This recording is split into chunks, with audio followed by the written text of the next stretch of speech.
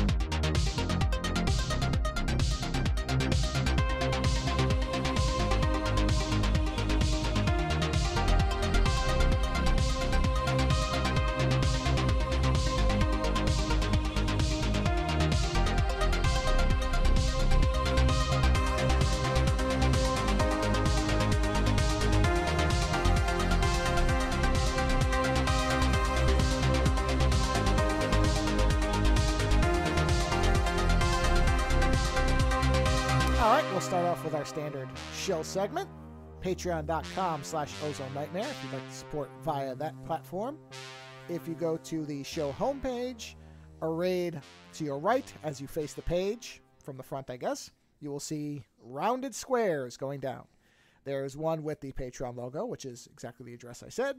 There's one with the PayPal logo if you prefer that method of support. There is a book with a bookmark across the front of it, which will take you to Lando's Amazon author page. There is a image of a skull that will take you to my Linktree with all my art links. And at the very bottom is a link to the YouTube channel where we are going to have, I don't know if any of the Baldur's Gate 3 videos have posted yet, but they will be coming soon because I've uploaded 7 or 8 of them so far. So they will start coming. And the code Ozone, to my knowledge, still gives you 2 months free on Libsyn if you would like to try out hosting a podcast. Don't expect to make any money at it. Other than that, go for it. Thus ends the shill segment. I have nothing else for the front of the show at this point. I know. I just love that you end it with don't expect to make any money. Well, even the people who make money at it are struggling because the ad business has fallen out because the advertising is a short-term way of making money.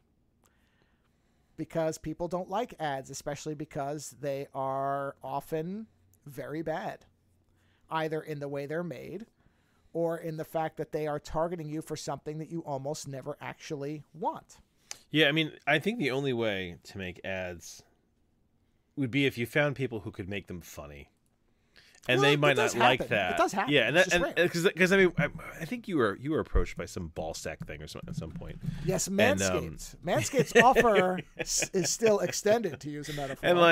And like that, as long as they didn't care what the conversation did, we could always talk shit about something like that. Well, I don't think that's the way. Yeah, exactly. Yeah. Well, that's where I would just play an ad and not care. Oh, okay. See, that's the thing. Like, I don't think that works as well. Anyway.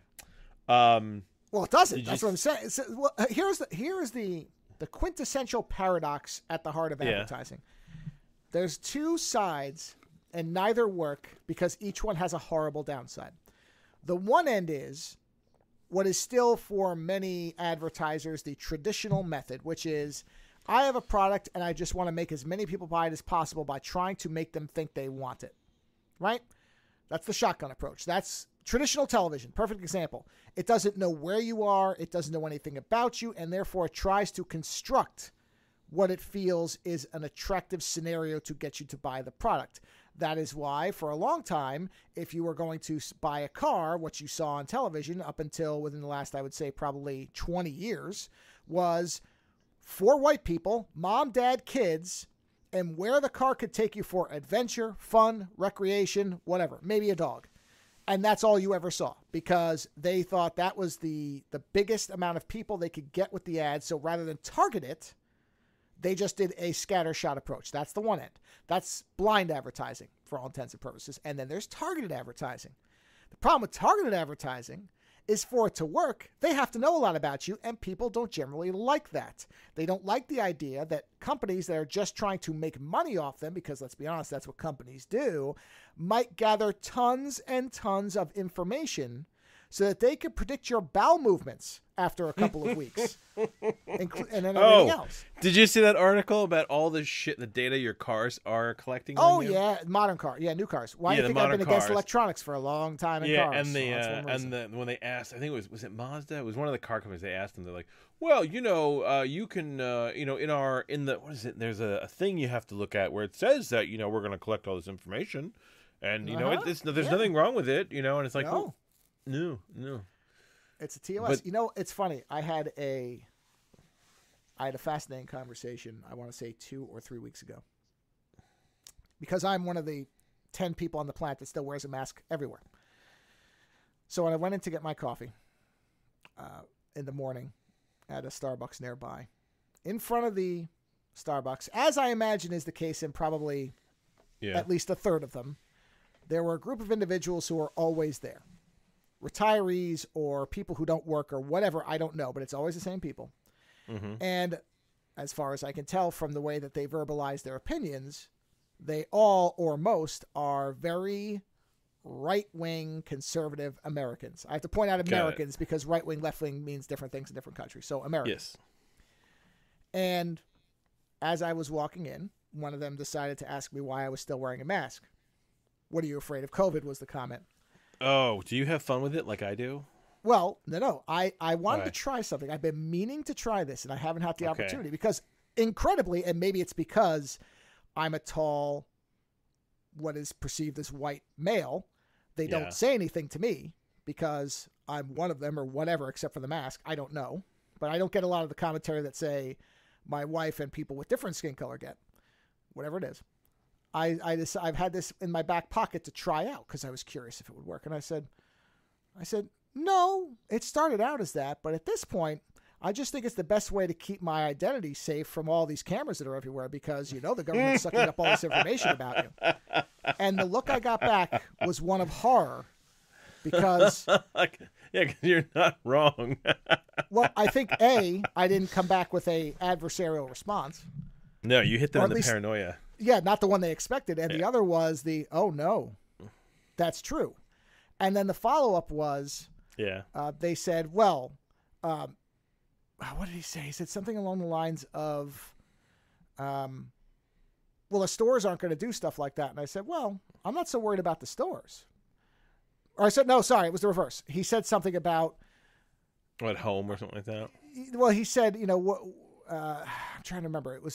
He wasn't concerned about. He said something along the lines of. I'm trying to remember because it was honestly such a brain numbing conversation. But it was something along the lines of, well, if you don't like that stores do that, just don't shop there. I said it's not the stores I'm worried about. It's the outside cameras because the outside cameras are not private businesses. Yes, you could they'll decide whether they want to or not. But I said the outside ones. I said those depend on people being vigilant about voting for the people who will defend their rights, and I don't see much of that happening. And I got a bunch of nods, and I'm like, see, if you just phrase things properly, people who are diametrically opposed to you in almost every way will eventually agree with you if you just know how to talk to them. And I went about my merry way. But I was curious if that would actually land, and it did. So I'm like, okay, it's just it's almost like you would trick certain people into doing something that is actually good for everybody else by appealing to the right paranoia. Well, and that's the thing is that is the kind of social engineering that you need, which is you need to convince people to do the right thing for themselves despite themselves. Yeah. And that's good design. I mean, that's one of the reasons I had that response cooking. Yeah. I had thought it up a long time ago, and I was like, I hope at some point I can try this out. I didn't want to instigate. I don't want to be a person who starts something. Yeah. But inevitably, these people have to be demonstrative of their perceived, superiority. And that inevitably is the bear trap that gets them. Yeah. I almost went into industrial psychology, partly because I was always curious how the environment affects the individual. And the idea is to design these environments that get people to do the right thing. And I always say this to my wife, is like, you have to design environments to outsmart your own actual behavior, because we have this fantasy of who we think we are, but there's a reality to who we really are, and that's everybody. Like, everybody has, the real you, and very often you don't want to accept it, but there is a real you, and the real you is lazy. You're always lazier than you think you are. And it's kind of like designing environments around that kind of energy, where it's like, lazy I'm gonna put this where it is, because I know that I'm not gonna go. Like, it's like laundry baskets. Don't put laundry baskets where you think they ought to be. Put them where you know you're gonna throw the shit in there, because otherwise it's just gonna be a pile on the floor. And like that kind of goes with kids as well. But very often I find that you get people who are self-centered enough, and they often act like children.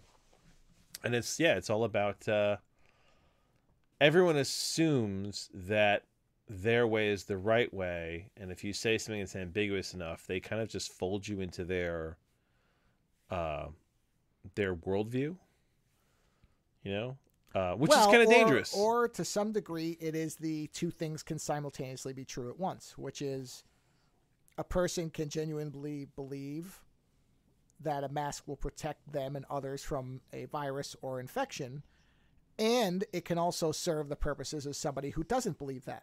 The mask can serve two masters. Well, do you remember, what was that book? Oh, man, what was that book? You wouldn't read it because it was a weird shape, but it was... that could be a lot of things. Fuck, no, there was a graphic, I think it was called...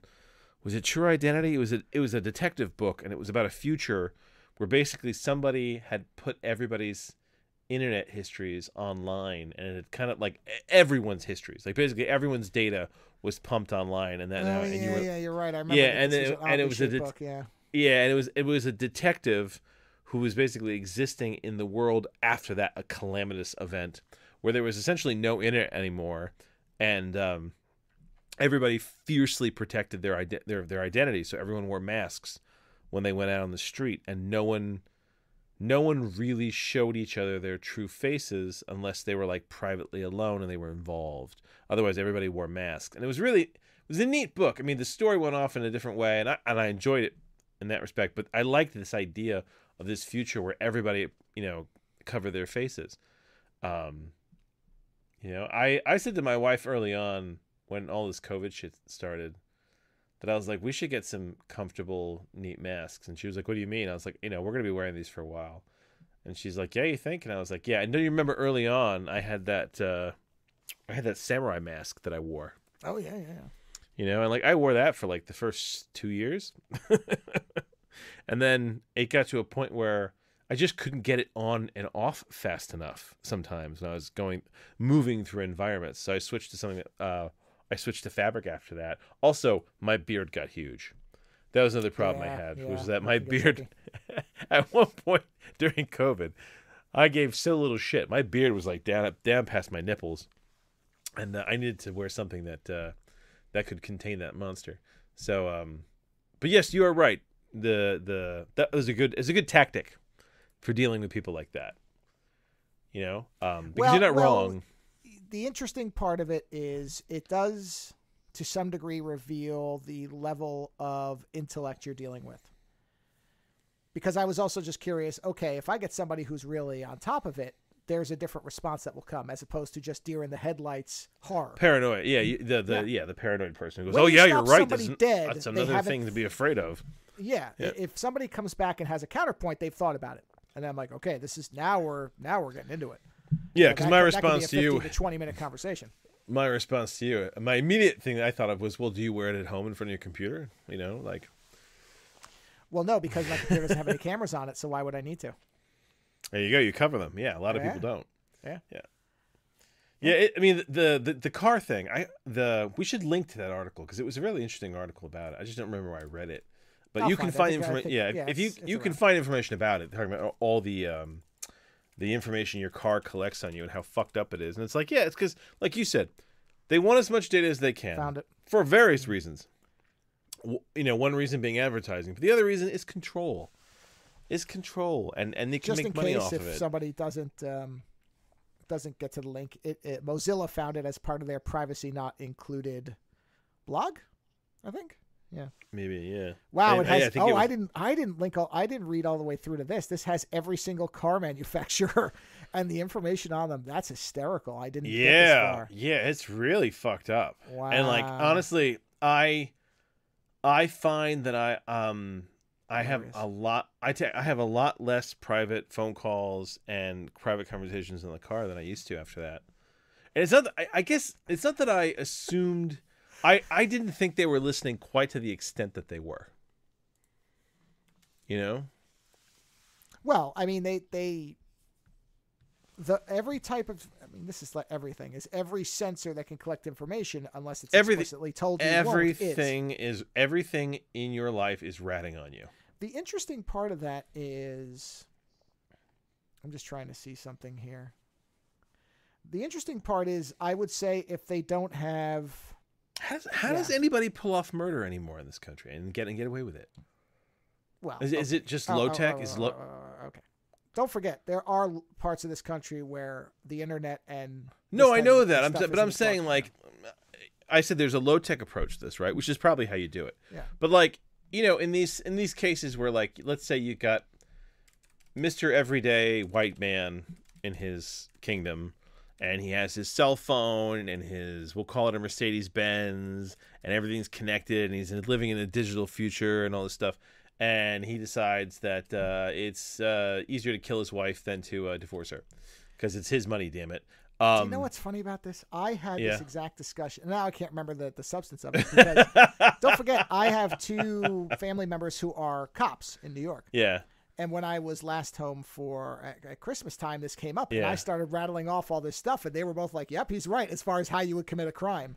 But I can't remember what the specifics were. And that's what I'm saying is, like, with all this tracking and all this stuff, because I mean, very often you hear these cases where they're like, oh, so-and-so was online looking up. I mean, first off, if you're going to murder someone, don't fucking look it up on Google. Like, I mean, there's that, remember the case of that horror writer who got visited by the cops? Because he was looking up all this stuff about how to dispose of a body, this and that. That's why when I joke about being put on lists, no, I'm sure I am actually on lists. I'm on tons of lists because I do a lot of research for writing. So it's like, I'll tell you what the number one way to get away from with a crime now is. I'll tell you what the reason that most don't get away, and I do remember that shut off your phone. My family members, no. My family members agree with this. It has nothing to do with technology whatsoever. It is a lack of patience. Most of the people who are caught. Yeah. There's generally 2 types of murderers. Generally. The ones who are serial killer types that do it for a while, and there tends to be the escalation point, and they eventually will get caught because they just can't stop. Well, it gets too big. Yeah, this is an area I do know about. You know, they do it so much that there's now a trail. They create a trail. Well, that's what I mean. It gets too big because if you keep doing it, the amount of evidence against you begins to grow. Yeah. I mean, and this is, of course, ruling out morons. People who think they're smarter than they are. Yes, let's rule out. Yeah, morons is like another as a whole. The other one is people who act in moments of anger or passion or whatever. Impulsively. Planning. Yeah, but no. But that's the thing. Impulsive murders. That's one thing. You're angry. You lose your shit. People shoot each other on the highway all the time. I'm not talking about getting away with those. I'm talking about the people who sit there and say, "I am going to kill this person," and they plan it out and they figure it out. How do they get away with that? Well, in a digital age where you are connected. No, let me tell you something. That doesn't matter. You think is it because they're smart enough not to let it on to the digital spies? I'll tell you exactly how you get away with it, which I shouldn't be broadcasting this, I guess, but I'm assuming most murderers don't. Well, no, this is a philosophical examination. Theoretically, of the topic. Were you to want to kill somebody? Well, number one, let's just say you wanted to commit a murder. You just want to see what it was like to kill somebody. For some reason, you had that impulse. I love that you have to add reasons to this. Okay. Well, because if it's personal, you're automatically behind the 8 ball. If there's a personal connection, you're going to be looked at. If it's your wife. Yeah, absolutely, right. yeah. But if you just wanted to see if you could commit a murder and get away with it, if you somehow had that impulse, all you really have to do... Yeah. But it's already easier if it's not someone you're connected to. Well, okay. So, you said, how do you get away with it? I'm telling you how you get away with it. You find a person who is from a forgotten class. So, homeless, this is the American Psycho approach. Yeah, of course. And you leave your phone at home. But I'm saying, you go kill him and dump him somewhere. That's it. It's done. All you really have to do. Okay, fine. Let me be specific then. The whole idea of people who kill people that they know. a boss, a wife. Well, that's you hard. find out. No, it's hard. You find out someone's banging your wife, and you're like, oh, I'm gonna, kill him, like shit like that. Close murders. How do people get away with close murders when there's so much digital spying? Well, I think. Okay. So let's take the jealousy angle. The spouse that cheated. Honestly, I think the only way you get away with that at this point, unless you're exceptionally lucky in terms of escaping, is you have to fake the not knowing crime of passion. No. You say you caught them. Oh, you want to fake a crime of passion? So you're assuming that you're already going to get caught to plan it and plan to basically say, I lost my mind. Yeah. For like something like I don't know.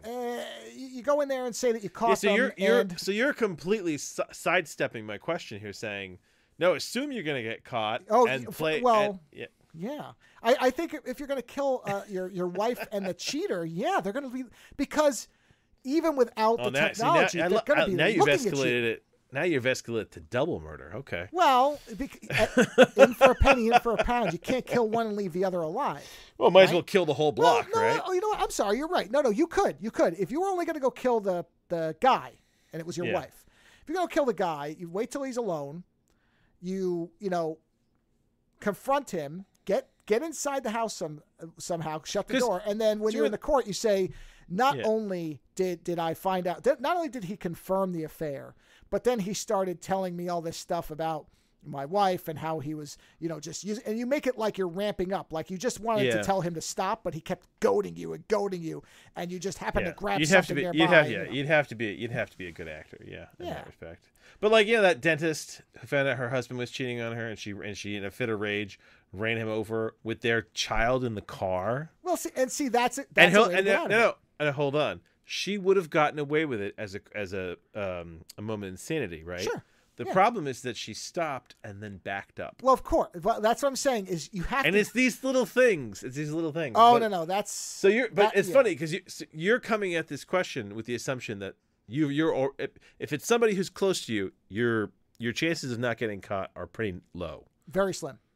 Yeah. Because what you just described is the loss of control, right? Yeah. I mean, No. But what I'm saying is if you were premeditated, though, how do you do it in such a way? Well, that's how you do it. You have digitally, they wouldn't catch you. It would have to be. There's too many moving parts to that. You'd almost have to build up a narrative. Like, you'd almost have to build up an internet history of I want to buy my wife flowers. Where can I take her on a beautiful vacation? You'd almost have to build up a digital narrative that you guys were fantastic and you were so in love, and create a... No, no? Okay, I just came up with a way, which is, it's so warm. No, but think about it. Before we go there, don't you think building up... If you know they're mapping you, right? If all this software is following you, couldn't you fake a happy marriage, or fake a I didn't do this kind of cloud around you? You know what I mean? Like, make it so that they couldn't use the digital against you. You're going to have to be very patient because...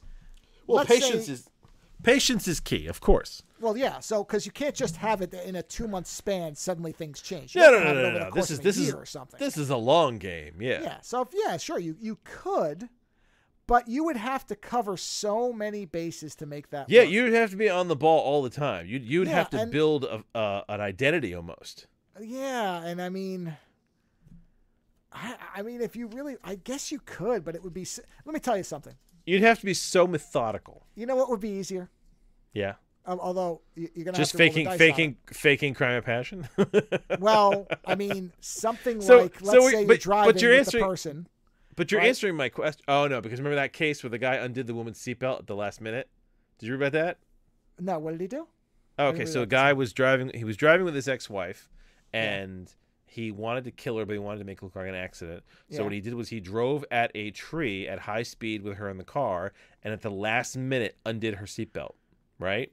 When they looked at the records of the car showed in its records that right before the crash, he undid her belt. How did it know he did it, not her? Apparently there was a timestamp.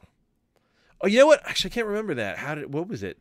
Was there a camera in the car? I got to remember now how they knew, but there was something a camera in the car. Yes, you'd have a problem. There was something they very specifically knew that in the last moment before they hit the tree, he undid her belt. He specifically undid her belt. Well, if they have a way to know that, because what I was going to say is, actually, it's funny, because to me, I thought the tree was going to, I didn't even think of a tree. I thought you have to go off a cliff.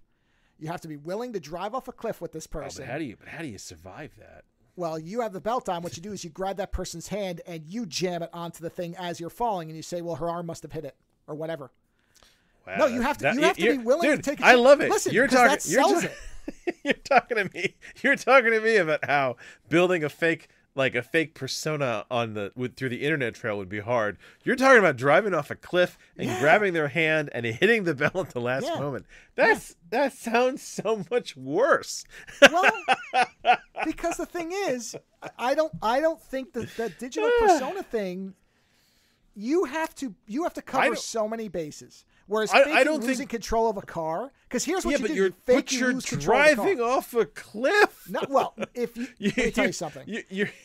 How hard could it be to fake losing control on a cliffside at night or something? No, but you're making a lot of assumptions about surviving. You're making a lot of assumptions about covering every part of the digital tracks. The thing is, if you're in court and you look like you just barely survived, which you probably did, or you got banged up, that's an easier sell than. Man, I don't know. Well, how is it that this one part of your digital life was suddenly saying everything was fine, and suddenly she died? You know what I mean?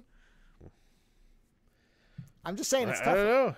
Yeah, listen, they thought was it Andy Dufresne when it looked like he did it, or he looked like he did it, and you said he didn't do it? Yeah. So that's also a much different world, like you said. Yeah.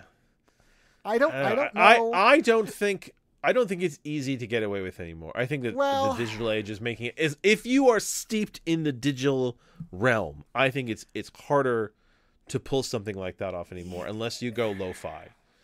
Do you know what I mean? Well, that, or you again, you have to. I mean, you'd almost have to be a Lex Luthor type of mind, because it almost doesn't. You almost sit there and go, would anybody of this type of personality just want to kill somebody like this? Because if you're that clever and smart, you're going to have a better life than murder necessitates, unless you're literally just trying to see if you can get away with it. And I guess those people exist, I'm sure. That's what I'm saying. You're assuming that there isn't that personality type. No, I can tell you right now. But those people, they've gotten away with it. To answer your question, they did. We never heard of them. It's happened. Yes, well, exactly. Somebody that good has done it. Somebody has done it, yeah. I can't construct what's necessary because I'm not that person. If I was, I would sit here and give you a dissertation. And that's the problem. That's the problem of being a writer, because I'm always sitting there trying to imagine who that person is like, because that's the kind of people you want in your story. Well, but see, that's where you have to go to the prison and talk to the person who almost got away with it. Except one bad piece of luck. They had everything right except this one thing. They were going to get rid of the last piece of evidence, and they tripped and broke their ankle, and that's the only reason they got caught. Everything else did it. And those people exist, because I know I've seen or read stories about people who had everything right but they got pulled over for like Son of Sam. Son of Sam, the only reason they got him was because, they had nothing. And then he's parked illegally. If he hadn't parked illegally. Yeah, that's what I mean. Yeah. The Zodiac, they still don't think they ever got. And that guy was all over the place. Sometimes people want to get caught, too. This is like looking over the edge. That's the escalation thing. Yeah, of course. That's what I was saying about serial killers. You look over the edge and you want to jump. And I think sometimes that fatalist mindset is what kind of sneaks in. Oh, sure. But, But it's fascinating to me, because I think it's more of a boring thing of, okay, I just keep getting away with this. Is anybody even going to be able to catch me? We're steadily getting so mapped that I'm beginning to wonder at what point you get like that pre-crime effect, where they're sitting there going, "Oh, it already happened." We've looked at all the numbers, and we've looked at the way you behave, and we're pretty sure you're a murderer. Well, isn't that what the list that you're on is? That's pre-crime. Oh, this person searched for how to make a bomb and send it to an elementary school. We're going to be keeping an eye on this person. Right? Oh, my God. You just got us on a list. Okay. Well, I don't care, because I'm not going to bomb an elementary school, so it's fine. No, but that's my point. Yeah. But that's what I'm saying, is that is pre-crime. That phrase is going to get saved somewhere. They put you on a list, and then yeah, if this something show happens, has doomed us. This show, we're on multiple things. I know, right? I know. We're on so many lists. So if anybody ever sends a bomb to an elementary school after shooting a bunch of people in Hummers, we're going to get a knock on our door. That's what's going to happen. You had to go back. You had to go back early for that. Oh yeah, that's a deep cut. Yeah. Yeah, as the kids say. But if that let's you know what would be funny if that happened. If one day there was a knock on the door and there were the feds. Yeah. And they said there was a bombing at an elementary school after a series of people were killed in Hummers, and we'd like to take you down for some questions. I would say, I understand. Let me put my shoes on. I know where this is coming from. I know I'm in the clear, but I get why you're here. It's very specific.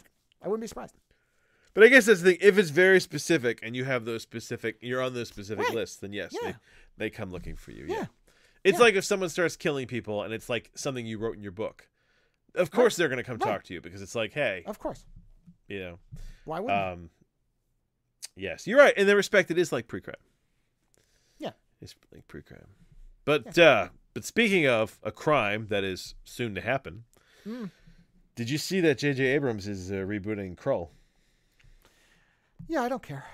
It's fine. Really? You don't care? I've gotten to that point now where I don't care. I'm like John Carpenter. Who cares? The original's there. Who cares?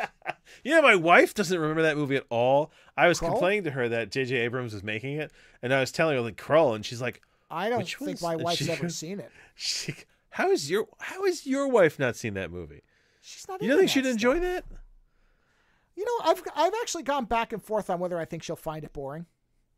But that's interesting.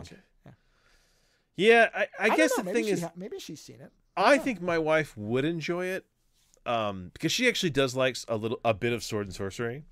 Well, I don't think my wife would hate it. I just don't know if she would like it. And Krull has this really unique look to it. That's why I go back and forth on us watching it sometime. We probably will. We just haven't gotten. Yeah, it has a very weird, clean look. It's very polished and yet very gritty all at the same time. And it's very imaginative. There's lots of very Liam Neeson's first movie. Is it Johnny Coltrane or the guy who played Hagrid? Robbie Coltrane. Robbie Coltrane. That's his one of his first roles. We get a lot of people in there. And I never, you know what? I never realized that guy went on to be a villain on Deep Space Nine, the Prince.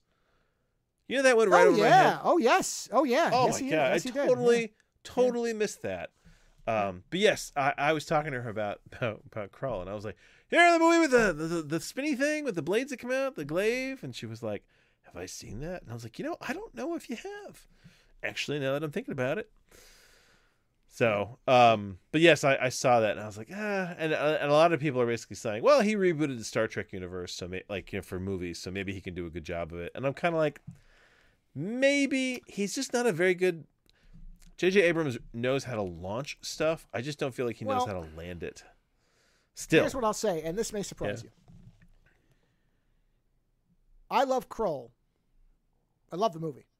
Yeah. However, I am aware that it probably could use some pepping. You can make it better. Okay. Yeah. Especially in the first half, there are segments where I'm like, yeah. Who is the director that you would be? Okay, happy? I don't have here. This is also probably going to surprise you. Yeah. I don't have an issue with Abrams directing. I have an issue with him writing it. Yeah, but it's his team probably. Well, if it would depend what the team made. The team that he puts together, because I'm sure he works with a variety of people. If these are the people, because don't forget, this isn't like Force Awakens or even whatever the other one was, because those he was shackled to what a certain idea. Whereas the nice part about Star Trek was they let him reset it. Now Krull, he would probably have free reign because who cares? Not many people look at Krull like we do. Yeah, I just wonder what elements he would keep. That's the big question. Well, you know what? I'll tell you. I don't think he could resist. You're keeping the Cyclops. No, you're keeping the Cyclops. You're keeping the flying. No. The glaive. I wonder if he would have to show the beast too much. Oh, get more. Yeah, more I wonder. Now, what I would love. No. You know what? I think he won't because he loves the mystery box. He says that, but you know what? He hasn't adhered to that as much as he used to. Well, hold on. What's the movie that he did? The found footage horror kaiju movie. Yeah, Cloverfield. That was early on. Did they ever reveal the full monster in that, or was it always like only kind of for maybe a minute? No, they did. You see it, but it's very brief. And of course, it's on crap. It's on found footage, so they made it look crap. But you see it. No, you see it. No, the issue is, if I could give advice, let's put it like this. I don't care. His direction in terms of its actual direction is fine. He's trying to be Spielberg. Well, you know what? It's the story. It's the story that we always have the problems with. My suggestion would be don't reboot it. Make a sequel. Make it that somebody goes to find the glaive. Interesting. And then tell a new story. So and honestly, I can agree with that because they've done that before. Essentially what Force Awakens was. Which was Force we're Awakens continuing it, and we have to bring something else back. Well, instead of bringing back, I mean, they could bring Colwyn back. He's alive. Yeah, I wouldn't have a problem with that. If somebody has to go and find Colwyn and say, "I know you. The legend is that you were the only one to wield the glaive successfully, right? And I need you to tell me where it is. There's a new threat." You need, and he becomes the old man from the first movie. That makes sense. It works. It's kind of a nice, lyrical echo or whatever they call it. Have him become. Yeah, he becomes the old man. Now, the thing his problem is going to be, don't recreate all the moments. The Cyclops is dead. Do you need another Cyclops? That's debatable to me. No, but you could have a whole shit ton of them. Like that's the other direction. You could have other, or you could have other species. Yeah, I know, but this is the problem. Is that Abram loves to revisit that which is already there. What I'm saying is it's always like a what do you call it? It's always an homage. Yeah, but that's where you can get away with. All right, bring what was his name, Ken Williams, whatever the guy's name, whoever Colwyn, the actor, whoever the actor was. You bring that guy back. There's your nostalgia play. You get the glaive back. There's your nostalgia play. It's not. I don't think it's enough for Abrams. Well, if he's writing it, if somebody else with a little bit more sense and creativity does it, right? Yeah. Then you might have a better shot. But that would at least mollify him in terms of, well, we have to be able to show that there was something before. All right. Well, okay. Sit down. Let the adults write this for a few minutes. Okay, got it. Yeah, all right. How about this? We'll get Colwyn back, and that's your Han Solo, and we'll get the glaive back, and that's your Luke's lightsaber. Is that enough? Staying with your Star Wars theme, I watched the most was it the Master and Apprentice episode of Ahsoka Tano, and Star Wars did something a little different for me.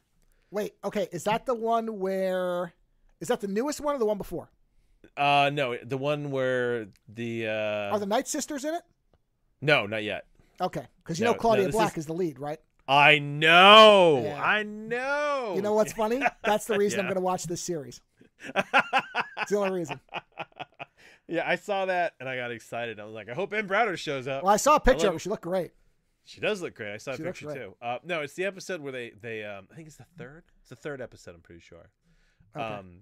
There's a sequence where they're being attacked. Their ship has been kind of crapped out, and they're still being attacked. And Ahsoka gets on basically a flight suit and goes out in space and fights the other ships with her lightsaber. Now, I'm sure they did this. I'm sure Filoni did this in the animated series, right? But they never did anything like that in the movies. In fact, I realized of late that one of my biggest issues with the Jedi, other than the fact that their whole philosophy and system doesn't really work in the long run because people have needs, and even monks were, fucking each other or other people. Celibacy doesn't work unless you cut it off, and that would make a very different kind of power of myth if the Jedis were all lightsabering it off, right? But like in the movies, the way the Jedis use their power, it's very rare you find a Jedi who is really thinking a writer who's really thinking asymmetrically about how you could use Jedi powers, right? Obi-Wan in the original movies is great because he was changing people's minds. Do you know what I mean? Like, but the thing is, yes, that goes a lot further. Do you know what I mean? Like, you can be so much more powerful than that, or you can find more clever ways to do things. Oh, of course. And I always got bored because I thought if you had a really, really powerful Jedi, they would barely lift a finger. They wouldn't have to sword fight you. Well, the fact that people are fighting with lasers is a sign of poor skills. Because if you are a real Jedi, if you are a real Sith Lord, you would just crush that lightsaber in their hand and be like, what are you, a child? Right? Well, but I mean, yes, there is a huge because like in Star Wars. Yeah. So, but I know Filoni did a lot of shit in the show because he had the money and it was animated and he didn't need to actually have special effects. It was all animated, right? So I know in animated, that's why the animation action is always kind of better, right? But I got the sense that for once Filoni was like, you know what? Let's just do this. And they were like, go ahead. And so he did. And he had this sequence where you have Ahsoka Tano in her spacesuit with the lightsabers fighting off the ships. And I was like, you know what? It's not that it's smart. It's still part of the whole, why are these Jedis fighting? Because for me, one of the best Star Wars Jedi moments is when Darth Vader grabs the ship. Ship's trying to take off, and he grabs the fucker out of the sky. That is some impressive Sith Jedi shit. That is some force wielding, right? After that, my two other favorite moments are the oh man, was the martial artist in Rogue One? Ray Park. Oh, Rogue One. Rogue One? Yeah. Oh, you mean Donnie Yen? Donnie Yen, yeah. Donnie Yen as the blind fighter. IP man, but who basically uses the Force to know where to go. I love that idea. He's not a Jedi. He's Force sensitive, and he uses it to guide himself. That's excellent. Beyond that, I like the fact that when the thing that finally fucks Darth Vader up in the Obi-Wan series is when Obi-Wan starts thinking asymmetrically. He doesn't just fucking fight him with a sword. He throws a goddamn mountain at him. Now, granted, he only did it because that was what Darth Vader did to him 5 minutes ago. So it's kind of a lack of creativity on on Obi-Wan's part. But I like the fact that for those two to beat each other, it wasn't about the swords anymore. Do you know what I mean? Like, it started with the swords, but it became bigger than that. And the fact that, like, Darth Vader grabbing the ship, for me, is one of the best moments for that character. Not the hallway scene, which I know is impressive and cool, but you know what? Any assassin with a sword could do that. Yeah, of course. That motherfucker grabbed a starship from the sky, and if it hadn't been for that lady that basically tried to stab him in the back, he'd have pulled that fucker out of the sky. But that's really neat. It's funny because that reveals that the biggest problem with Star Wars in general is there is no way that being doesn't kill Obi-Wan in that fire in 2 minutes. Oh yeah. But that's the logic, the larger problem about what you're talking about. No, but the logic I have with that is that he doesn't really want to kill Obi-Wan. I think that he wants to fucking torture his ass is really what he wants to do. Then he is a peasant with a sword if he can't think better than that. I don't think Darth Vader ever wanted to kill Obi-Wan, because if he'd wanted to kill Obi-Wan, I think he would have just fucking killed him. The same way that Obi-Wan could never bring himself to kill Darth Vader. You forget, like, that's the only way I could write that in. Why these two didn't kill each other. Right? It's the only way I could write it in is that there was just too deep and profound a thing between them to do it. You know? But that said, I did enjoy that Ahsoka Tano did this little action sequence. It in itself is still not creative enough for me because I really want this. I want Jedis to become so powerful. I want there at least to be some Jedi that's like the Jar Jar thing, right? So the actor who played Jar Jar, they had him as the sword master, right? Yeah. His sequence is fantastic, right? But he is not a powerful Jedi because at the end of the day, his abilities are still derived from the physicality of a kind of sword play, right? What's more impressive is the Jedi who, when and I haven't seen this done yet, so maybe this has been done in the comics or in some books and I haven't seen it, but I want there to be a Jedi out there that when they did the whole Order 13 or is it Order 66, I think. Order 66, yeah. When they did Order 66, right? And all the stormtroopers or clone troopers were like, "Oh, we're going to attack you." There was a Jedi out there who had power enough to look at them all and go, "But I'm not here." And they were like, "He's not here." And they all just walked away. A Jedi who is so powerful that he is just reaching into people's minds and saying, I'm not here. I was never here. You can't see me. And there's a really great thing in the new series, the Good Omen series, where the Archangel Michael is hiding out in Aziraphale's library, and Aziraphale and Crowley know they need to hide him. So the two of them get together and do a what do you call it? Not a holy event, a miracle, that no one can see Michael. Now they can see him, and they can acknowledge a person is there, but they cannot see him. And they have these angels and demons show up, and Archangel Michael's right there, and he's like, it's not Michael, it's Gabriel. Sorry, Michael's the other one. The Archangel Gabriel's there, and Gabriel's like, hey, how you doing? Some people call me Gabriel. And everyone's like ignoring him, being like, tell your servant man to shut up. And, and at one point he tries to give himself up to the demons, and they actively throw him back into the library because he's not who they want.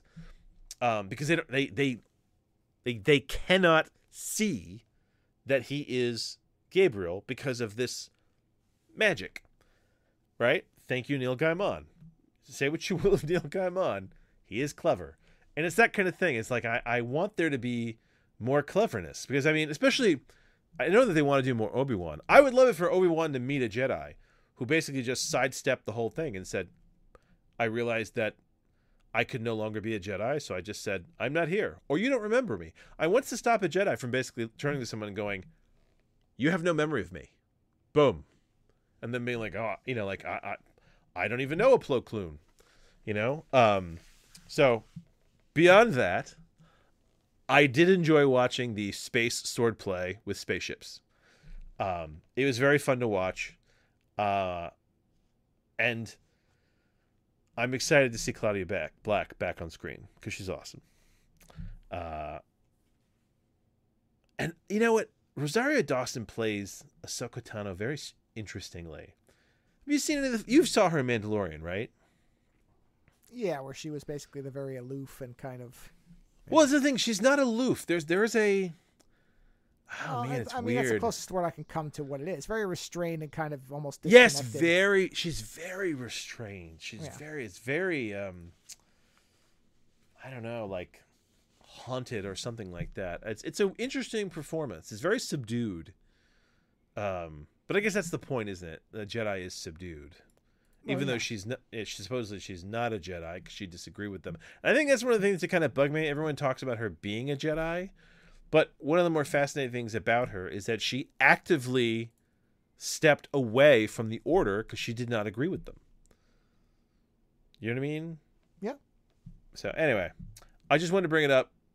I enjoyed the space fighting moment, and I thought that if nothing else, you might enjoy that.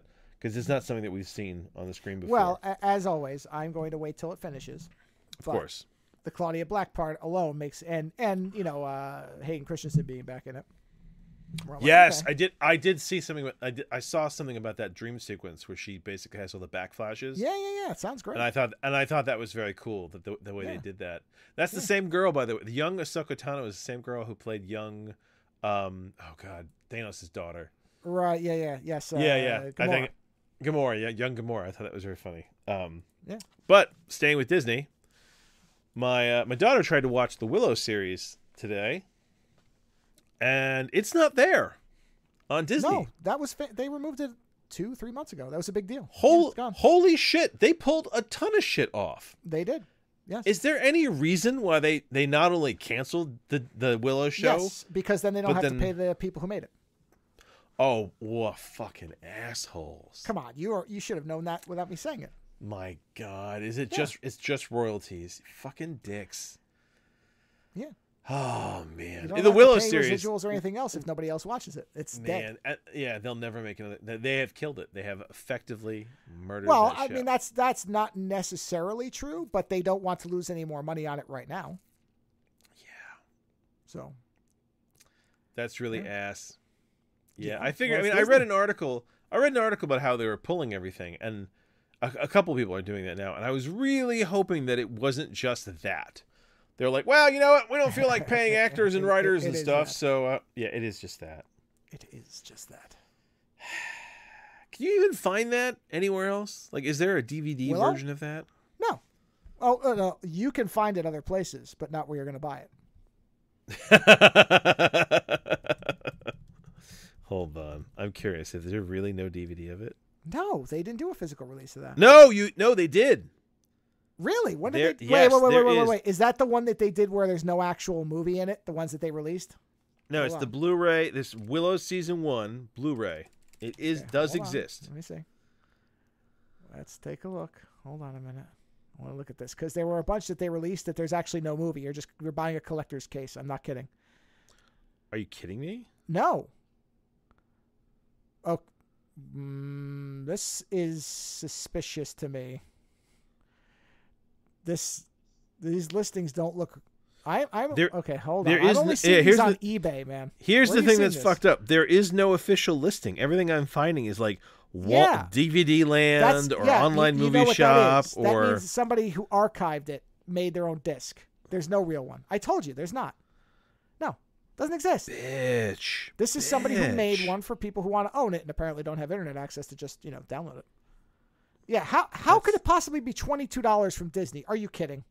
Yeah, that is so. Yeah, no, I told you. No, I was gonna say. Yeah, I felt bad. Yes, my daughter was like, "When is it coming back?" And I was like, "It's not coming back."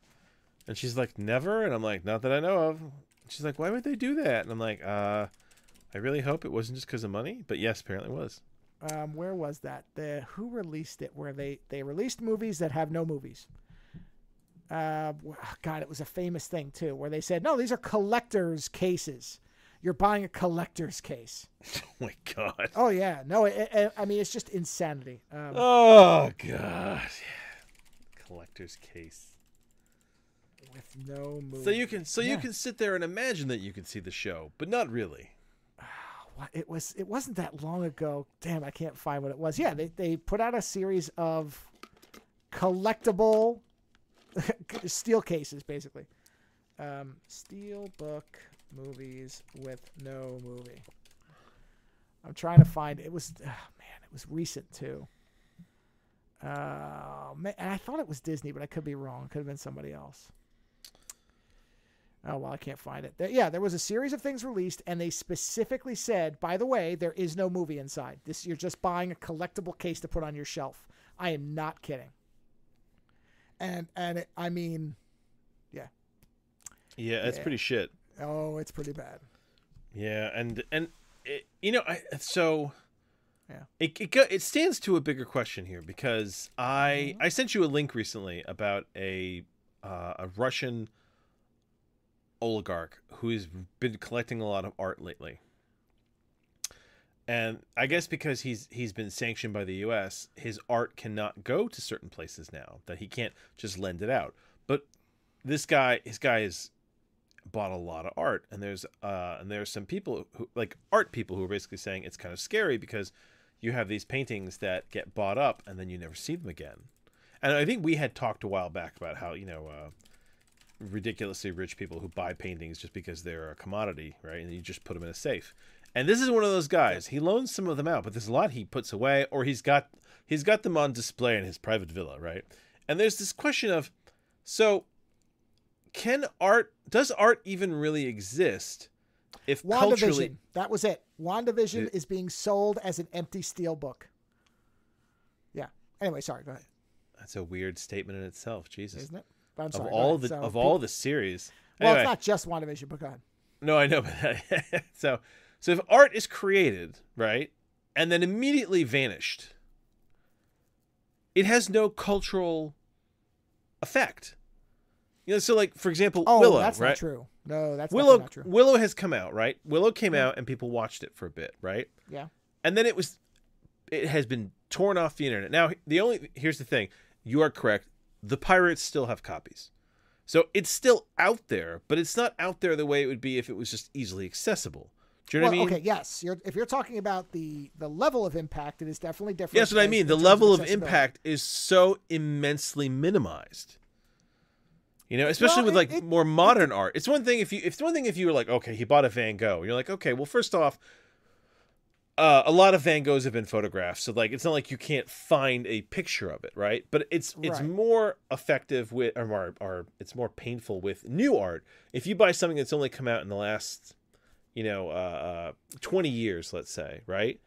That could potentially be considered very important in the art world, and you buy it and you just hide it, and no one sees it. I don't know that that's really true, and I'll give you a perfect example, which is Jerry Lewis's film "The Day the Clown Cried." The Day the Clown. Yeah, about the clown in the Nazi camp.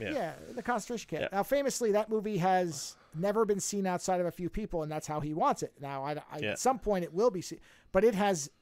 As it will probably be more impactful now than it will be when it's released. And when it's released, it will just be a fascinating failure. Yeah, but you're making an assumption that it will ever be released. Oh no, it will. His thing is only for so long. He said it has to be till like 2050 or something like that. Right.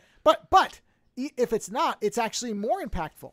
Your imagination of what they know of people who've seen it it will never live up to that. It will never be as good. No, it never will. Yeah.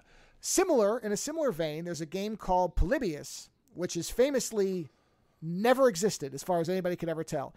And yet it has become legendary as a possible CIA information collection thing, or a way for the NSA to research for, Russian spies. But the game, as far as anybody is aware, never actually existed. But its legend is so immense that you Google it, you will find a million things on it. It is famous as for a game. So you're saying at the end of the day, the legend of the art will be enough for the art to have an effect. Yeah, because at least it actually exists. So there is the potential for it to be seen, and that will be more powerful than it never existing at all. If the guy had bought a painting and exhibited it and burned it, it would become the most amazing piece of work that no one will ever see. Because you will never be able to dispel the myth. It is interesting. It is an interesting point of view on the matter. Like, I find it sad because some of these paintings we never see. Pathetic. You'll never see potentially in his lifetime, because there's something he's just got. Yeah. And apparently it's quite a large collection. And like I said, we've talked about this. We've talked about shades of this, But this is a direct case of an individual who has a ton of money, owns all this art, and like I said, he was loaning some of it out to museums, but because of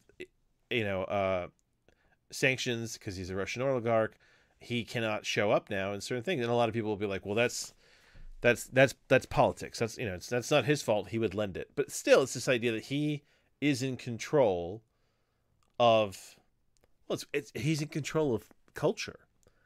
You know what I mean? Like, it is kind of scary because this is the whole idea of like, who owns the art, and he owns the art. I mean, he's bought it, and it really makes you realize that it really messes with the idea of the cultural importance of art on the psyche. Do you know what I mean? Like, sure. If you can't see it, so like, if you can't see it and there's no copies of it, right? Then it has a null effect. You might hear about it, but it has a null effect. Right? Because is the legend really enough? I mean, well, like, if there is literally no information on it. I heard that this Russian guy has a Van Gogh painting that no one else has ever seen, called "The Old Man in the Sea" or the Man on Ship Tower. Oh, really? What does it depict? I don't know. Nobody's ever seen it, but nobody's ever seen it. Yeah. Well, and you're saying Whereas but that's what I mean. Like, if it's it was sad exhibited because once in 1942 at one gallery while Hitler's army marched above, and secretly in a tomb, 30 people saw it, and half of them collapsed because of its power to move them, and it has now forever been sealed. That would be the greatest painting you'll never see in your life. What's funny is that you're not even talking about the actual art. You're talking almost like it almost becomes a simulacra of itself. Well, because the simulacra has more of an effect than the actual piece of art. Because there's because here's the thing. There's only I guess I'm looking at it in this purist mindset, and I'm like, isn't it a piece of art without an audience a terrible thing? Oh, that's a separate question. Is a piece of art without an audience a terrible thing? Of course it is.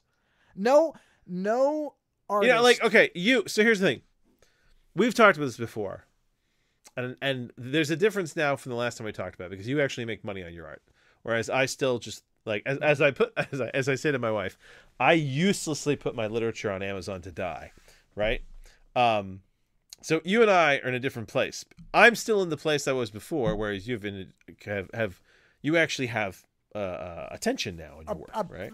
The smallest ripple in the ocean, but yes. Okay, fucker, you've made more than $15 on your art, right?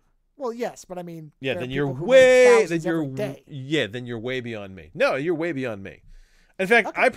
I probably haven't even made that much because just buying the computer and the software has put me so far in the hole that yeah, exactly. That's the thing. As I said to my wife, you know what? Right now, I'm trying to release the first part. You're trying to pay off your technology costs. Yeah, I know. Like, I'm trying to release the first part of my new book, which is basically kind of self-contained, so it's a novella. I'm trying to release it. I have to find someone to edit it. My wife used to edit my books, except she's gotten very much into like doing tech manuals and things like that. So she doesn't really think she'd do a job. I went looking to find an editor. It's going to cost me like $1,000 to get it edited. And I'm sitting there going, dude, I'm going to pay $1,000 and you're going to edit this for me. And then I'm going to take it and I'm just going to put it on the internet, on Amazon, whatever, and let it die there. It's not going to make any money. And my wife says to me, that's partly your fault because you don't want to advertise yourself. I was like, no, that's the reality of who I am as a person, right? I'm not going to get on what the burning remains of Twitter and fucking whore myself out because that's not who I am. It's just not in my personality. I talk to people, sure, but like I'm not going to go door to door. Honestly, maybe I should go to door to door and be like, "Hey, would you like to read my book? It's on Amazon." That would be memorable, right? Should start doing that now whenever I travel. Go to door. Yeah, but sure. The thing is, the idea of spending this money, and it's like I'm already so in the hole. I will never make the money back that I have put into this, but I still do it because it's this, because it's a compulsion, right? So the question I was going to pose to you was, at one point a while back, we were talking about creating art and getting paid for it and no one ever seeing it. So this idea that, you get a wealthy benefactor who comes to us and says, write your book and I will pay you thousands of dollars, but no one will ever read it. But you'll be able to write and be paid and live your life, right? And I think both of us said that we would do it. Because at least you'd be being paid to do something that you want to do, that you would be doing anyway, right? Even though no one would ever see it. Now, I still make no money, so my answer still remains. If someone wants to pay me for my writing, at least I'd be making something and I'd still be writing. But you, as a paid artist, would you like that deal? Did we say that no art of yours ever would be seen? They're paying you for it would no one would ever see it. Yeah, I wouldn't care. You wouldn't care? Interesting. No. Oh, interesting. Because, well, I'll tell you why. There is no guarantee, because you're saying I'm a paid artist. That's for this one thing. Now, a year from now, that could vanish because more art will come out, and I hope not, but I don't know that. So, in a sense, that's sort of what's happening. It's just on a big audience, but that same thing could happen. So, would I prefer to at least have someone appreciate it? Yeah. So it's essentially it is still the same answer. It doesn't matter to me. Ideally, I would like anyone who enjoys my work to enjoy my work, right? That's the ideal. And so if I could make that work, but if it came down to somebody saying, I could put you in a position where you could create as your art to whatever you want and not have to worry about making a living, and I'm the only one who enjoys it. Well, that is... Oh, yeah. No. I'm saying you wouldn't even know if they enjoy it. They would just be taking it. You'd have no idea. No idea whatsoever. Yeah, I would, other than the fact that in my mind, they have to be. Why else would you pay? It can't possibly be an investment because no one else sees it. Yeah. Right? I know, right? Well, that's why it's a hypothetical question, right? Well, but just by the logic of rationality, if the person's insane... See, and that's the difference, is somebody could buy my work and never partake of it, so they would never even know. They could have mine too. They could buy my thing and never open the package. They could put it to a vault. And I don't put it past some mega rich person to do something like that. Because when you have that much money, it does make the brain a little weird. Sure, but that still means that there is, but then they still had to. Yeah. Only the most literally insane person. In which case, who cares? You can make up your own story because they're out of their minds. Is it the creation, or is it the... I guess the reciprocation with the universe, of having people interact with your art, that's important at this point, do you think? For me? Yeah. Is it the creation or is it the reciprocation? Well, for me, it's both at this point because I don't have a benefactor. So true, but because there is not a monetary but people like your work piece, and they comment and yes, so the replacement for that is knowing that it wasn't a futile effort, that there is someone who gets something out of it. Right? I know, and I've told you before, I am envious of that. Like, it is nice to, you and I create from such a different point of view now, because you actually do have feedback. Well, and there is also, I'll be honest, part of it is when people say, "Oh, that's really neat," and I think it's miserable. I'm like, okay, that helps me break out of my own self-doubt. Is if somebody else looks at it, I've been drawing something. I was doing one the other night, and I'm like, this, I don't know about this one. And my wife came in and she looked at it, she said, "Oh, that's really neat," and I'm like, okay.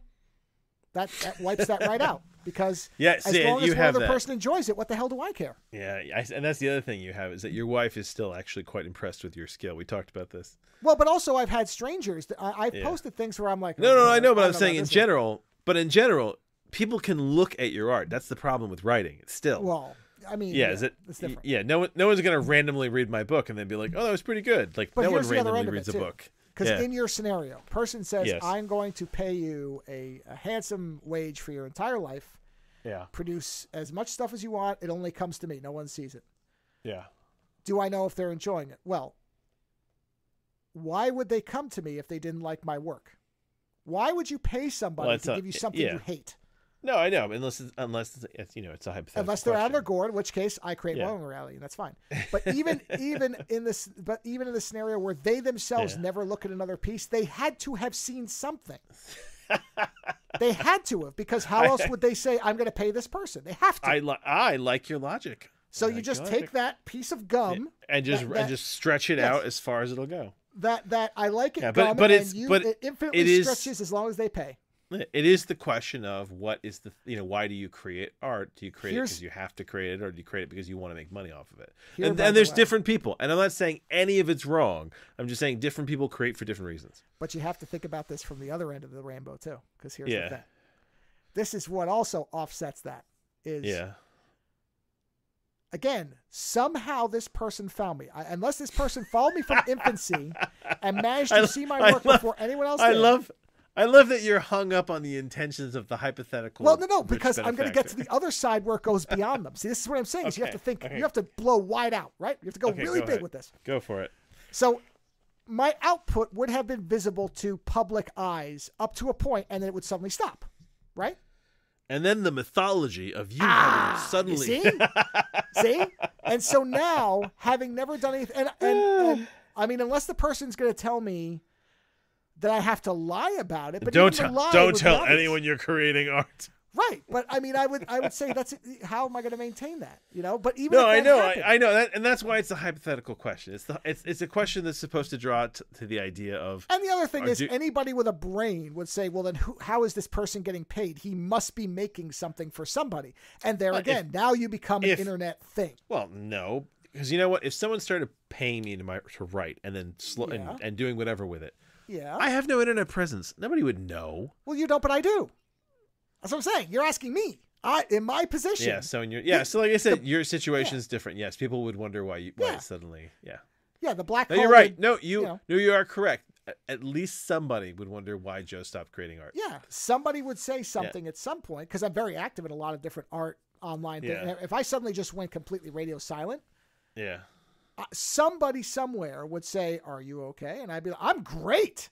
And then we're like, "Well, you're not drawing anymore." And I'd be like, "Not that you can see, but I'm great," and then let them figure it out, Yes, you and I are clearly in a very different situation. Oh yeah, no, I that's why I'm like, I'll take that deal. No, sure, I'll take it. Absolutely. Something will happen, yeah. All I would have to hope. Yeah. This is the one thing. I would take it from someone who was twice my age or so. Yeah. Because once they're dead, then I would hope that the greedy underlings or whoever would then settle the work, and then then it's the explosion of fame at the end, and then that's great. Did you see that? What's his name? With Little Fluffy Trees. What's his name? Bob Ross. Bob Ross is one of his first works sold for like millions. Because they famously don't sell his work. Exactly. Yeah. I saw that. Well, I remember you saying that. You see what I'm saying? This is the way to be, man. That's it. Yeah. Like I said, you and I live in totally different. Oh, fuck totally yeah. But I'm taking that deal. I have to think about that deal for about 5 minutes. And I'm like, I'm in. Oh, I'd totally do it. I'd rather get paid to do something that I do anyway. I think that's what it comes down to, is that I'm doing this shit anyway. Right. So, right. Yeah. You know, you want to pay me? That's fine. Nobody else is looking. It's not like there's competition. You know what I mean? Like, yeah. If someone came out of the blue and they were like, "We'll take it all," I'd be like, "Okay, here you go." I mean, I'll keep doing it. The tough part for me would be is if the person really said something like, "I hate your shit, but I'm going to take it anyway." Given up on art entirely and you hate it now. I don't know that I could do that because I just don't think I could do that. You know what's funny? I could probably do that pretty easily because I have such a love-hate relationship with it. Well, I talk about writing so often with such a sense of like loathing. Oh no! I'm the opposite. I have only become more adoring of artwork, even if I'm not successful at it. Here's the thing. I love art. I love all the art out there. And you know, I love what people are doing. I just don't love and never love what I'm doing. Oh yeah, no. Mine depends. Sometimes I hate the process, and sometimes I like it. I like getting lost in it. That's fun. That's when you feel that moment of real creation, when you get lost. I mean, as long as it results in something. You know what? Sometimes, like I get different physics, man. Sometimes when I'm, if I get lost in it, if I spend 2 hours on something and it looks like shit, I'm not happy with that 2 hours. Generally, unless I'm listening to an album that I really like, and then I'm like, well, at least the album was good. 2 hours of creation. I mean, you are far more focused on the end result than the journey. Oh yeah.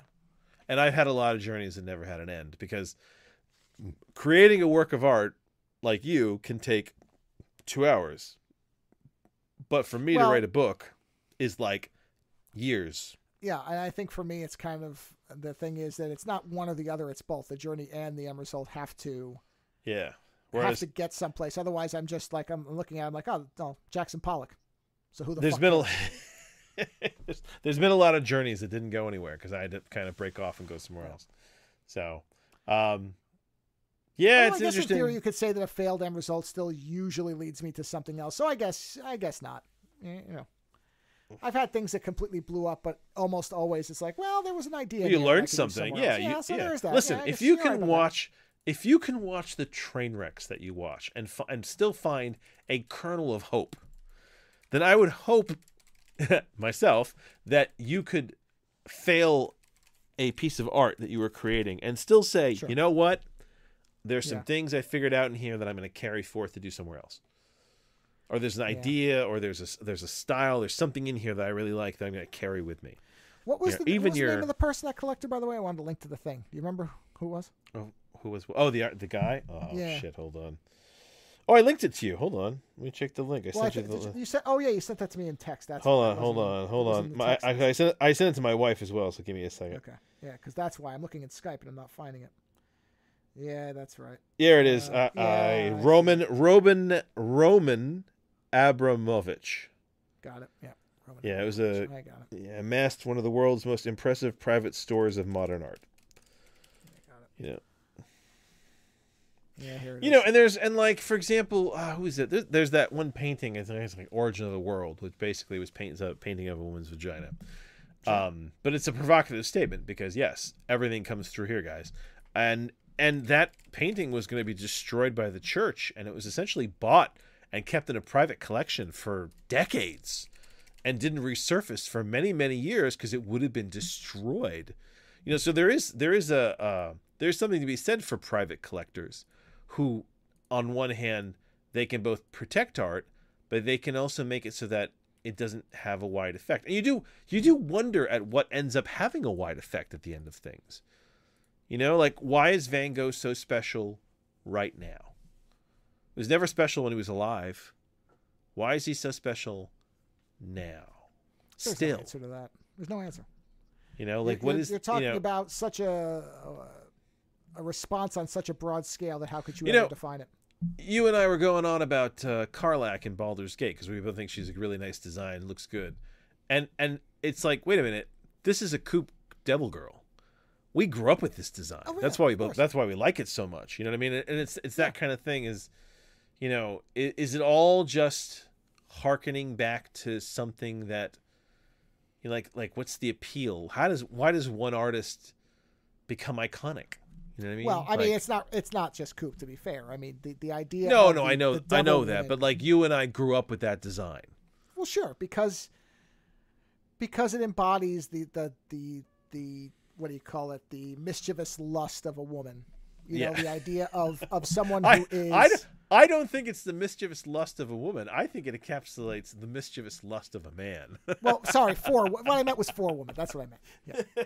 No, what I mean is it is the embodiment of kind of what a lot of young men think the ideal is, it's the girl with the dark side. It is the literal embodiment of the dark side, you know, somebody who's a bad girl or whatever you want to say it. But I mean, there is nothing. Let's just define it correctly. There is nothing inherently novel in Karlach's design. That is the most baseline embodiment of the temptation of a woman that there ever has been. It's what we grew up with. Yes, but not just us. No, but I know, but us specifically. Yeah, the design appeals to us specifically. Yeah, because we grew up with coupe. Yes. I've been putting his stickers on shit since I was in high school. Do you know what I mean? Like, that's... Oh, yeah. It harkens back to it for me. I mean, I know there's been devil girls. There was devil girls in the Bible. You know, like, I know that the design, but for me, no. it's coupe. Yes.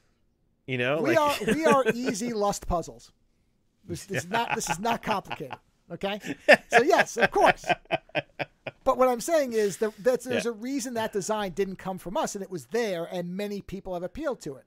It's because it is a foundational way of doing it. The same way that there's also the other side, which is the angelic, the pure virginal woman. That's the aspiration of so many, because apparently, it's the classic the untouched whatever. The Madonna whore complex. That's what the problem is. Men marry the Madonna, and then they cheat on her with the whore. That's it. Yeah. Which I'm going to tell you right now, the best thing to do is to marry the whore. Sure. I mean, it's, I think that trying to hold anybody up to an artificial standard is a bad idea.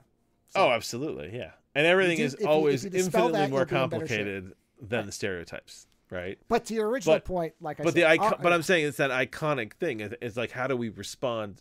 Right. And Coop would tell you, I would assume, that he saw the same imagery from artists he grew up with or things he saw. Of course, yeah. And but the thing is, aren't there World War II bombers with women like that on them? There must be. Yes, there are. But what's fascinating to me is I know that the image is iconic beyond us. I'm saying that in a microcosm example, we respond so completely to the design because we grew up with the design is what I'm saying. I'm not saying that it was never done before. I'm just giving you a microcosm example. No, I agree. But it's mimetic race memory. That's what it is. Yes. It's the idea of these same things get passed down and you key in on whoever delivers it to you. Red is danger. So it's a red woman. Red means danger. Right. She has the tail of a beast and horns. Why is the idea of a woman with silver eyes and razor nails appealing right off the bat? Because we read Neuromancer. Yeah. Oh yeah. You know what? Actually, I'll go in a different direction for you. The mirror eyes and the razor blade fingers, no. But I love the idea of bodyguard women, of hard bodyguard women. But that's what I'm getting at. It isn't. That's why Strange Days. That's why Strange Days. Was it Strange? No, Strange Days. Is that the one Strange Days with Angela Bassett? Yes. Yeah, that's why that movie appeals to me so much because if anything, Johnny Mnemonic because Dynamite. Yeah, well, in it. And I'm she does not have silver eyes or the razor nails. No, but she's still fucking awesome, right? Yeah, it's the female bodyguard. Yeah, Like that notion appeals to me. I grew up with that. I like it. You know, I love strong women. Well, but part of that is Neuromancer. Yes. Oh yeah. Because that character is I like strong more women than everyone else around. Yeah, she is the most dangerous motherfucker in the room. Right. Until the ninja. Well, sure. I mean, there's always somebody stronger, of course. But what I'm saying is, yes. Well, that's why Snow Crash and was it Neuromancer are two perfectly balanced books to read together, because one goes one way and the other goes the other way, and they balance you out very well. You know. So, but yes, the idea of why do some things become iconic? Sure. You know. And they change over time. Listen, in 100 years, people might give two shits about Van Gogh. He'll be another artist floating around the museum, and they'll attach themselves to something else. Something else will become kind of the cultural meme flashpoint, you know? Yeah, sure. And it could be someone from today, or it could be someone from way further back. You know, I mean, we were talking a few shows back about Jean Jerome and how he was huge in his day, and how today, like, you know, you're vaguely aware of his work, but he's not the massive presence that he was then. The Renaissance in the near to either in the time or right nearby had more than Leonardo, Raphael, and Michelangelo. There were others. Yeah, but those are the Teenage Mutant Ninja Turtles. Well, that wasn't why I went with that. But it was, you know. What I'm saying is those are the people know.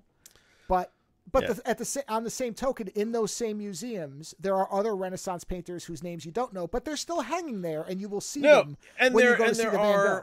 A countless number of artists from these time periods and that never made it to the museums. The inverse of your point is also true, which is even if they have faded from the name check memory, they're in that museum with the same weight as the person you know. So does it matter?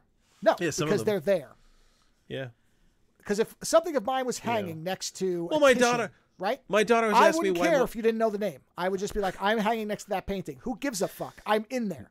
Done. My daughter asked me why Mona Lisa was it the greatest painting ever, and I was like, why would you ask me that? She's like, well, because it pops up all over the place. It's like, is it why is it so famous if it's not the most important work of art? And I was like, Mona Lisa is famous essentially because it went missing for years. You know what's it was funny? Stolen. What's that? When was this? This is a while ago. I forgot all about this. This is one of those things that I always meant to tell you, and I keep forgetting about it because it's such a nothing thing to me, but it's funny. Because I did it as a joke, but I actually mean it. Somebody had said something about, the famous paintings, and, I think somebody had said, oh, the Mona Lisa has to be the most famous painting, because, and they asked me, because they're like, well, Joe, you're an artist. What do you think? And I said, honestly, I think the song is better than the painting will ever be. And I mean it. I don't give a shit about the Mona Lisa. It's not that great a painting. I'm sorry. It's not. I don't have any real thing for the Mona Lisa. But what's fascinating is it builds on the whole thing you're talking about, legend. It builds on its own legend. Well, it was stolen.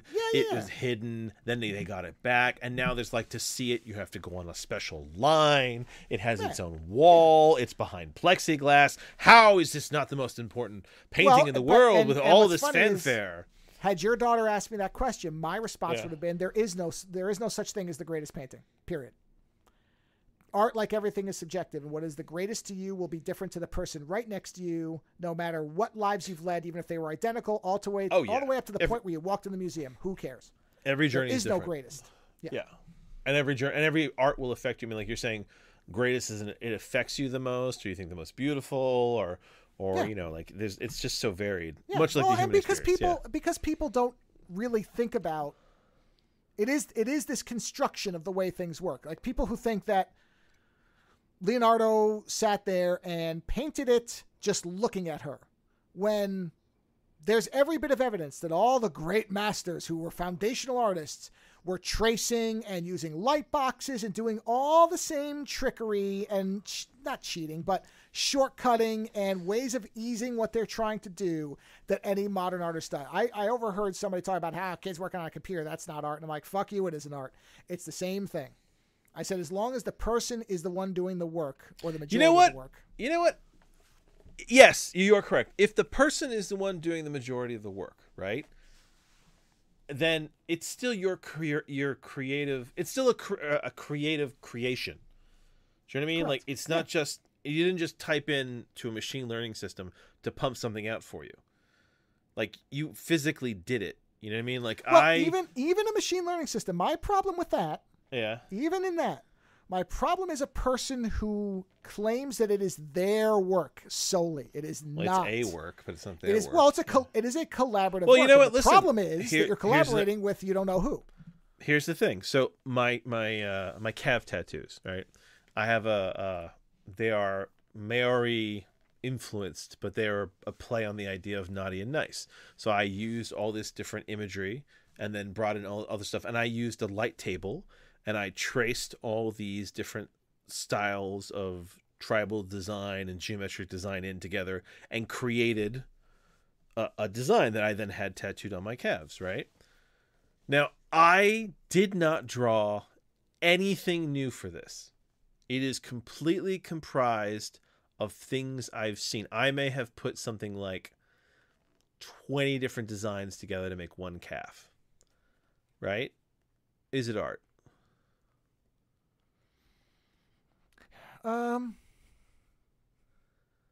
Is it art? Sure. Yeah, it is. All right, because the thing is, I've never seen anything like it. Well, it is say, unique. I would have to see it to be sure, but if what you're doing is you are blending different designs yes, into a new because the thing whole, then yeah, it is. I know that I can't draw. I mean, my wife is always like, you can draw. I'm like, no, I can't draw. I cannot put things together. What I can do is put things together in my head. And what I did was I basically printed out a whole bunch of different designs I liked, and then I used a light table to basically create, to trace them and to slowly trace them all together. So I still put it all together, and I used pieces. Sometimes just like tiny pieces, but like 20 different designs that I then melded together to form a new design. That doesn't itself look thing about like what you're talking about is you're not selling it. You were using it. No, I was just using it for my own. Yeah, for my own imagery. Yeah. Yeah. But it's like, but it is still a creation. I didn't just tell a device to pump out an image of something for me. Like, I actually physically created it. I was impressed with myself. It doesn't happen often. I thought it was a good design. The problem is, when you are the creator of a thing, you can always see the nuts and bolts, and that means that it'll never be as perfect as, Oh yeah, as if somebody does it, you can't. Yeah, no, I agree. And then you'll always see the seams. Because when someone else, someone holds it up to their picture up to you, you're like, wow, that looks really good, and then you hold up the picture that you created, and you're like, wow, this is wrong. No, I know. I have that. Yeah, doesn't that suck? You can never be be enamored of your own. I mean, that's good. I've almost had I've had this thought where I've done something I really liked, and I've been like, man, I wish I could just hit my head into the wall really hard. You know what? Listen, I really like one paragraph from my Break World book. There's one paragraph in that book that I really like. So if you could, here's the question then to you. Yeah. If you could, would you have the part of your memory erased of the creation of it, still being able to know that you made it, so you could read it clean? No. Here's the thing. This is the beautiful part about writing that I'm beginning to understand. Writing and getting older, right? It's been long enough now that I remember the book on like a cellular level, but I don't always remember my wording. So I can read sections of the book and go, that was pretty clever. Like I don't have that. Yeah, because the thing, remember, a book is so big and there's so much going on that over time I can divorce myself enough from it. I wish Whereas I every that. time, that is the one nice thing about writing. That you can get far enough. Know every line and how I made it, and often how many times I had to fucking redraw it because I could not get it right. Dude, this current piece that I'm working on is I've revised that probably I've read the whole thing through start to finish probably at least 20 times. Just start to finish, and this is more than 100 pages at this point, and I've just read through it all the way, revised. But yes, there's in Breakworld, there's one paragraph that I really like, and in this new one, so it's 100 pages, 100 plus pages. There's 2 lines that I really like, and I only like them because there's something very poetic about them, and every time I read them, I'm like, the imagery for me is like, one of them is a line about it's a character thinking of a woman, and the way the sweat drips down his face makes him think of a finger trailing his like a fingertip trailing his face. Yeah. Okay. You know, and I like the imagery of it. Like the way I write it, I was like, yeah, it's kind of nice. But like that's where I'm at. And I wrote 100 and something pages, and I had like 2 lines. And I was like, oh, those are pretty good. I wrote a whole book, and it's like there's a paragraph in there that I'm like, that's a fun paragraph. You know, and the best part is the paragraph I find to be most fun is the one that my wife's like, no one's gonna know what the fuck you're talking about. And she's right, because a lot of people who have read the book, they always ask me, well, what paragraph is it? And I'll tell them, and they'll be like, oh, I had no idea what was going on there. And I'm like, yep, I know, and that's probably why I like it, because, you know, I told my wife, and I told you this, the whole Quantumania movie, you know, there's so much wrong with that movie, but there's a level of weird to that movie that almost began to approach the level of weird that I like to function at. Sure. You know what I mean? And I don't get movies that are at that level. So if something that even comes near it, I'm like, oh, this is a lot of fun. I like that. Even though, you know, there was a lot of problems with it. It was fun to me. And that's why there is certain fiction I read where it's like, you know, like if you and I like something, I know it's doomed. Because I know that it's just too fucking weird. Sure, yeah. I gotcha. You know? But it's like, yeah, of course it's the paragraph that most people read and they're like, what the hell is going on? And it's like, oh yeah, whenever it, like, you know, fucking you get in nanotechnology and other stuff. Whenever classic like sci-fi nanotechnology gets involved, I love that, you know, where things get amorphous and jelly-like and the future is both terrible and amazing. Yeah, I love when amazing things are also terrible, you know. Yeah, like was it the what was it we were talking about when something is not epic. Oh, something is awesome. Yes. So when I love it when something is awesome, but in the truest sense, which is that it is something that is not that it's great. Awe. It's just so immense or so, you know, that it inspires a sense of awe, even if it is terrible. Sure. You know what I mean? Like you have to stand back. Like, yeah. So, and I'm not going to get awesome. Yeah, there is an awesomeness great, to yeah, but it's just so immense, the concepts of what is in, you know, what's going on. So, yes, I love it when things get awesome. But you say that it's just so trite, right? Yeah. It's become a catchphrase for great. Well, yeah, and that's the thing is like great for positive, because for great, positive great. You could say this creature that's about to kill you stands at a great distance, or it is a great creature. Well, not great because it's good, great because of its size.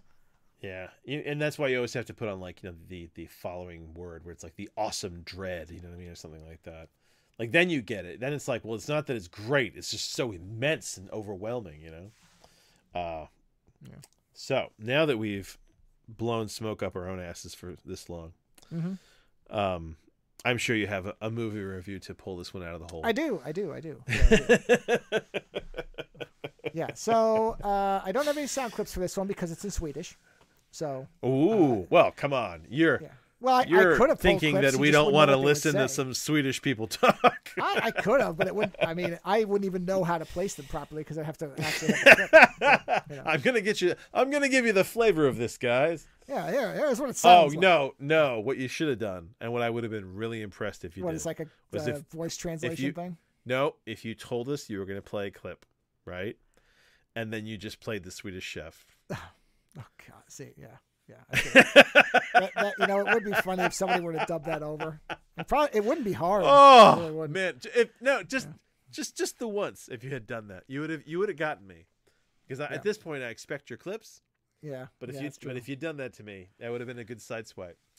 So you've got a Swedish movie. What is it called? Yeah. So as I've talked about at length in previous shows, I had bought that 4-movie set of the Polish science fiction films, the Apocalypse tetralogy, and that was a rare case where I bought a movie sight or a set of movies, really, sight unseen. Right? I don't usually do that. Usually, I'll try to watch it on YouTube or I'll rent it or whatever and see if I can get a flavor of whether I like it or not. But I came across, because there's a number of sites that tell you, okay, here's some new Blu-rays and 4Ks coming out, because I keep an eye on those. I don't buy that many anymore most of the time unless they're really weird or, you know, something special. But I'm always a sucker for good artwork. What a surprise. And so I saw this movie that was called Black Circle from 2018, even though I've also seen it 2019, so whatever. And it's just a very minimalist pair of hands over what are like concentric circles, almost like a Tron image, but it's red. And I was like, oh, that's kind of neat looking. What is this? And I'm like, it's from 2018, though. I don't really like modern horror. But then I saw it was Swedish, and I went, oh, not American. Okay, I'll take a look then. And so I looked at it, and it sounded interesting because I saw... a mystical vinyl record from the 70s. Well, and I saw comparisons to Beyond the Black Rainbow, which I fucking adore. Yeah. Right? So I went, okay, I'm starting to hear the little things that are making my spider sense, go. So I went, okay, let me look up what this is about. And I read, and 70s record, and it's starting to cause problems. I'm like, okay, let me see where I can watch this. And I start looking, and nobody's got it. And I mean, I even went to piracy sites. I'm like, even a shitty copy, because it's modern, and I don't trust modern. So I want to make sure this isn't a jump scare, nonsensical, nothing. Couldn't find anything except trailers. And the trailers look good, but of course trailers don't mean shit. So I'm like, okay, do I want to roll the dice on this thing? And I went, fuck it. Last time I did, I was happy with it. I was extraordinarily happy with it. Let me get it. So I get it. It comes. I put it in. And I'm like, boy, I hope I don't hate this fucking movie. Right? And I didn't. I thought it was very good. I don't know that I would necessarily compare it to Beyond the Black Rainbow, only because the visuals are not as weird and out there. This is more of I would almost compare it more in some ways to something like The Green Knight than I would Beyond the Black Rainbow in terms of what its visuals and kind of background are. Essentially, it's a film that takes place in the modern day, and there's this woman who gets a call from her sister, goes to see her sister. So these two sisters, which I believe their parents are dead. They don't specify, but they keep talking about how they only have each other. So you would infer that means their parents are dead or gone in some way. And she goes to see the sister, and the sister is in this really, really nice office. And this is Issa, is the sister in the nice office. Or no, I'm sorry. Issa is the sister... Oh, no, sorry. Celeste is the sister who goes to visit Issa. Fucking terrible with names. So Issa is the one with the nice office and successful. She's in, a nice business suit and beautiful office with a lookout over the city and all the rest of it. And, and she's concerned about Celeste. She's like, I know you're kind of, a little bit aimless, and, I want to, I feel bad because we only have each other, and I'm doing really well, and I want you to be doing really well. And Celeste is like, I'm doing fine. And Issa's like, no, you're going around and you're partying with your friends and you're taking drugs and you're not really making anything of your life. And I'd like you to have the success I have. Listen to this record. And Celeste is like, I don't do motivational stuff. And he's like, well, just bear with it for a week. And if nothing happens, fine, give it back to me and we'll forget all about it. But just give it a chance. And she's like, just make sure you follow the instructions very carefully. And Celeste is like, okay, fine. And so she takes the record and she goes back home. And it's a record from, and you get this opening, I think at the very beginning, it plays this thing about hypnosis and magnetism, and how this is a new innovation using magnetism, not hypnosis, because hypnosis puts you into a trance state where you're not aware of what's going on, but magnetism utilizes your conscious mind to allow you to have positive results. Blah, blah, blah, blah. It's a really, the guy constructed like an old hippie, very Beyond the Black Rainbow with the Arborea Institute, and there's that similarity there. So that's very similar. It's just in the actual visuals of the rest of the movie that it's more grounded for the most part until weird little things. So she listens to the record and, she goes into kind of a semi-trance type of thing and nothing really happens the first night. And then, she goes out and she's partying with her friends and they take ketamine and they go back to her place. And the friend collapses in the couch out in the main room. And so she lays down, she puts the record on and she's listening to it and she starts to go into the trance state again. But then she kind of looks over and she sees something that resembles like some kind of egg sac type of thing with veins on it. And it's like pulsating. And then the friend comes in the room and wakes her up, and she wakes up and looks around and there's nothing there. And the friend's like, yeah, it's ketamine. That's what did it to you. You're having you're listening to this weird fucking, the friend stops the record. That's what she does. When she comes to the room, she stops the record and that shocks her out of it. And she's like, Jesus Christ, did you see somebody else in here or something else in here? She's like, no. And she's like, well, you're coming off ketamine. That's what it does. And so she's like, oh, okay. And then they go back to sleep, and the friend leaves. And then she gets up the next morning, and she goes to change her bed sheets, and under the bed sheets, there's all this gross shit. So clearly there was something, right? So then she's like, uh-oh. So she goes to ask her sister what the fuck the record is, and she shows up, and the sister's office is like trashed, and the secretary says, I think your sister might be in trouble. And she says, what do you mean? She was doing great 2 days ago when I was here. And she said, yeah, she's been doing great. And then suddenly something just changed the last couple days, and we don't know where she is. And so she looks on the back of the record because she can't find the sister. And on the record is the person who was a woman who was responsible for making the record from this Institute of Magnetic Psychology or whatever it was called. And so she goes to find her.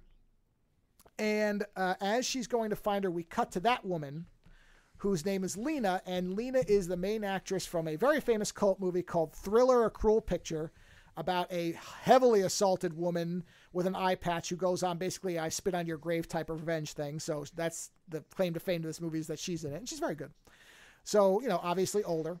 And before she gets there, Lena is there, and suddenly there's this explanation that comes up about spirits of the universe, including something called the Supreme, which as far as I could tell was almost a Swamp Thing type of creature. It looks like Swamp Thing, and it seems to be responsible for telepathic powers. It's very vaguely kind of described. You see a couple of pictures of it, but they don't get too far into it, which I'm fine with. That's very ambiguous. But at the same time, after they get this whole explanation, these two, I think they're supposed to be brother and sister, which makes it gross later, but we'll get to that. I think they're supposed to be brother and sister, show up at Lena's house, the woman who made the record, and they are psychic. They're basically like Jean Grey types, but they don't realize, and it's not really clear why they show up, but it might be that they were actually drawn there or sent there by the Supreme, because they keep talking about working for the Supreme. And so they think they're fucking with Lena. And then at one point she says to the girl, she snaps her fingers and she says, you're going to go and you're going to stand in the corner and you'll stare at it. And the girl just does it. And then she says to the boy, now you're going to stop fucking with me, or I'm going to show you what I can really do. So Lena clearly has some kind of abilities, but hers don't seem to be strictly telepathic. It's almost like she's got the voice from Dune. Like if she talks the right way, you do what she says.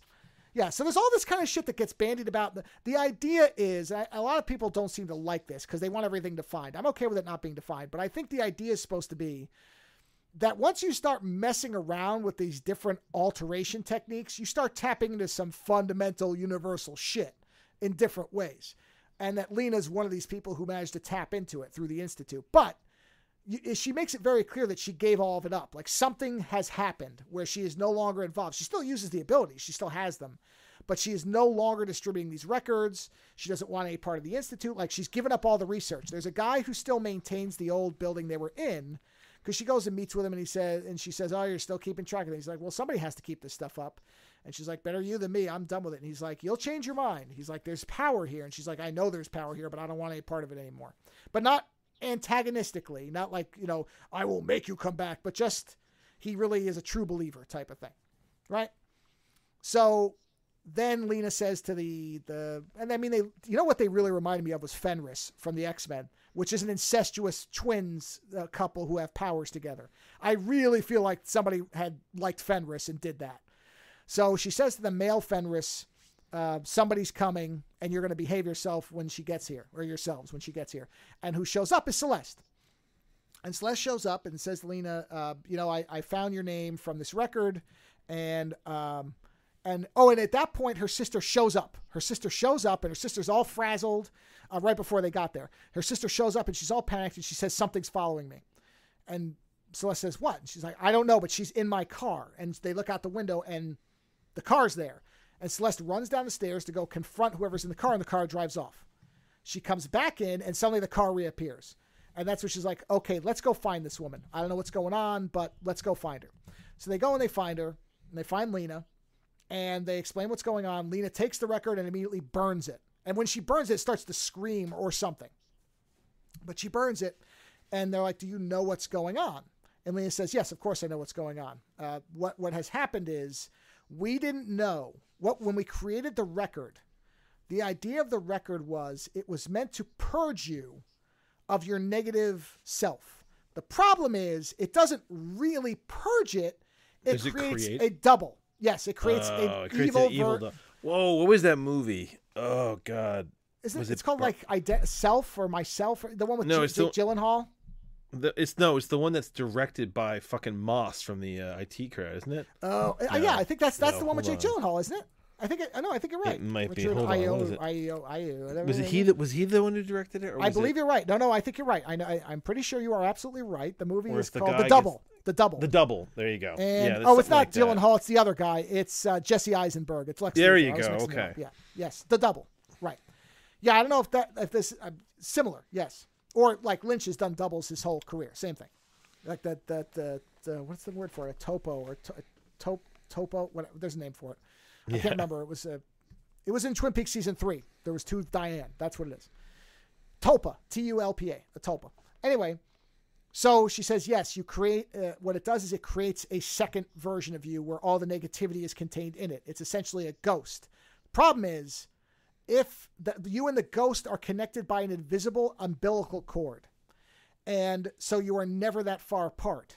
The way that you can tell a double is that when it gets to the end of the umbilical cord, if the original keeps walking, the double has to start walking backwards when it hits the tether, right? So that's your clue on what the double is.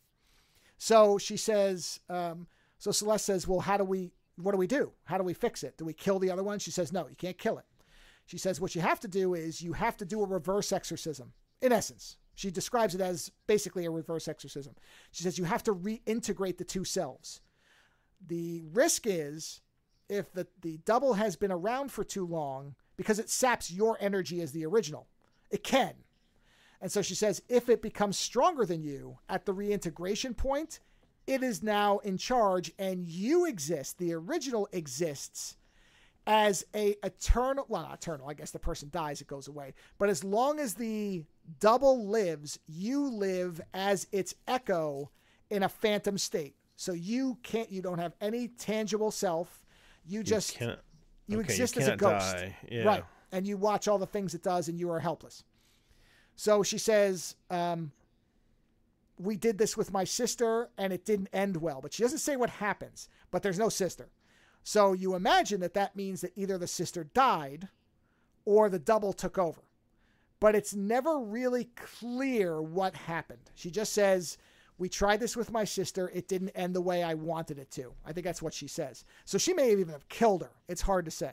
Because Lena is, I don't want to say ruthless, but you understand that Lena does not pull any punches on anything. Meaning, my read of it is that the sister got subsumed by the double and Lena killed her. That's my read of it. But they never say. So I don't know. But that's how she comes across as, oh, you're not my sister? Bang, you're dead. Because I'm not going to let my sister live as your, haunted whatever. Fuck that. Yeah. Done. So, but what she implies is that unlike with her sister, she tried to do the reverse exorcism herself. But now she has the 2 Fenris twins, and with their psychic power, she believes she can do a successful reintegration. But she has to do 2 of them, because Celeste also listened to the record, and what she was seeing form was her double, but it's very weak because it hasn't been forming for that long. So it's basically a ghost. Well, and she was supposed to listen to it for like a week, wasn't she? Right. And she only did 2 days. So she didn't get all the way through. And that's why the double hasn't fully formed.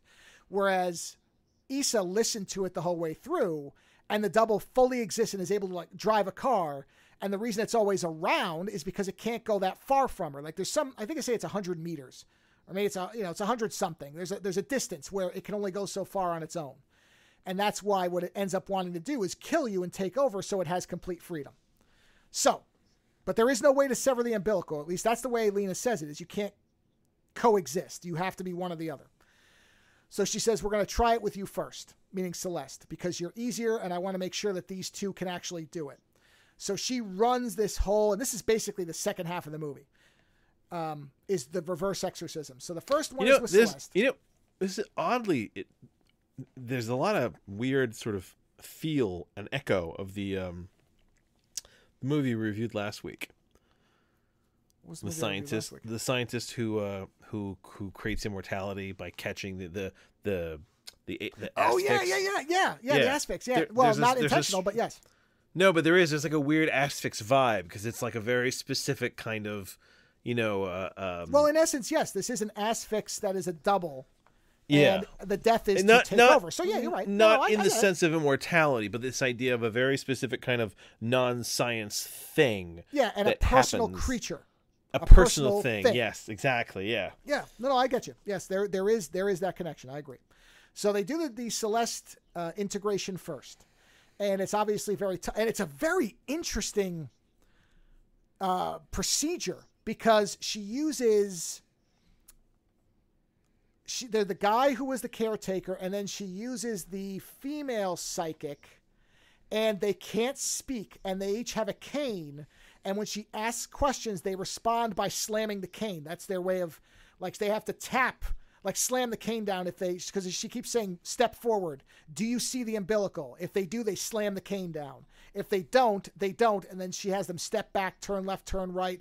At one point, they have to peel the floor up to try to find this umbilical because we never see it as the audience. We never see it. It's all done through her speaking to them and their nonverbal responses through the impacts of the cane and their movements. It's a really interesting way of doing something like this. So you never actually see anything until the very last moment where they reintegrate. You see the double going back into Celeste and them kind of writhing a little bit.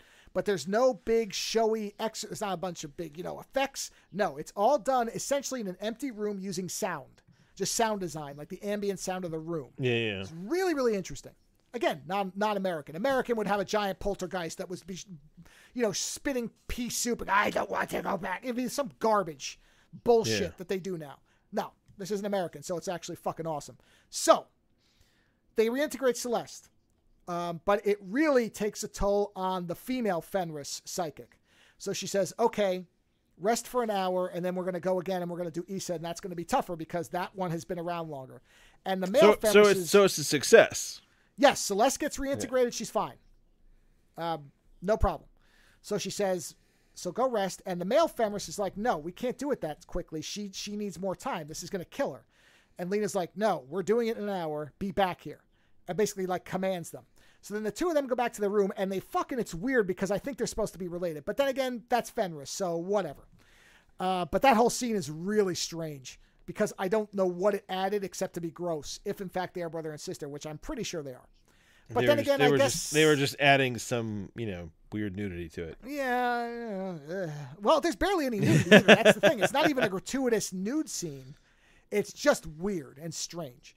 But I guess maybe it's supposed to establish how close they are, or the fact. But I don't think it was. If they weren't brother and sister, it's fine. But it sure seemed like they were, because they're talking about making Dad proud. Now maybe they meant the Supreme. I'll interpret it that way. They meant the Supreme. It's not gross at all. It's fine.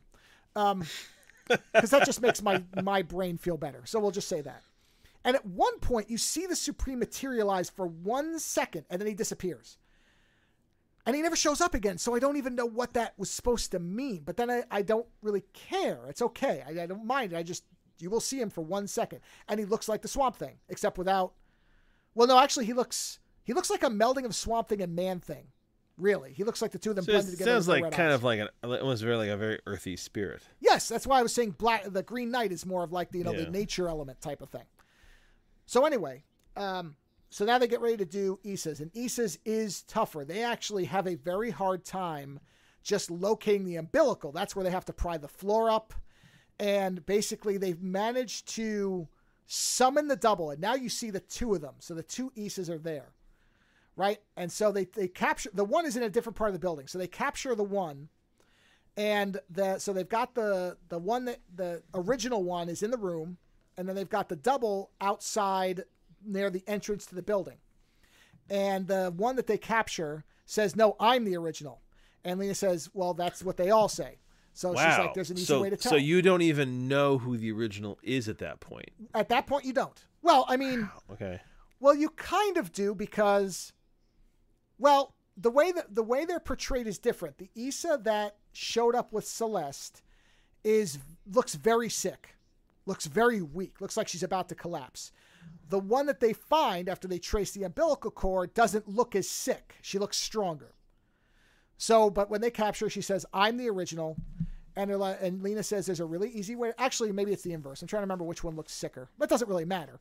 So Lena says, well, there's an easy way to find out. She's like, all you have to do, if you think you're the original, is walk through that door and walk outside, because she knows that they're at the max distance. So she says, you walk out that door and you don't start being pulled backwards, we have no problems. And so she starts to walk, and as she's getting close to the door, she starts having this real harsh stutter step, like it's very like almost like she's trying, like she's being pulled, right? So then she gets to the doorway and she stops, and then she steps through it, and in the other room, the other one gets pulled backwards. So it was it was the reverse the whole time. The one that came to Celeste was the double, and the original is the one that they found in the other room, because the double is at this point technically stronger because she's been around for this long. So once they figure that out, and nothing really bad happens, that's more of a surprise to the audience, because the way you see it and the way Lena talks, you're meant to believe that the one that they find is the double, and that walking through the doorway will prove it because she'll walk backwards. They keep talking about her walking backwards, but in fact the one in the room does, which I kind of guessed. I'm like, they're setting this up. This is a setup to make us understand as a surprise that the one in the room was the original, but they don't overdo it the way a lot of movies would. It's just a very matter of fact thing. Cause at that point, the guy's like, she's the double, grab her. And they grab her and they strap her to a chair, and that's it. And then they bring the original up. Yeah. It's not like she has superpowers or something like that. No, she doesn't suddenly start spinning her head and like punching everybody and crawling on the wall. Again, the typical way. No, it's just that. I'll swallow your soul. Shit. Yeah. Yeah. That kind of thing. So they strap them down to chairs and they start the entire sequence. And the sequence is beating the shit out of the psychics. The one's bleeding from his head.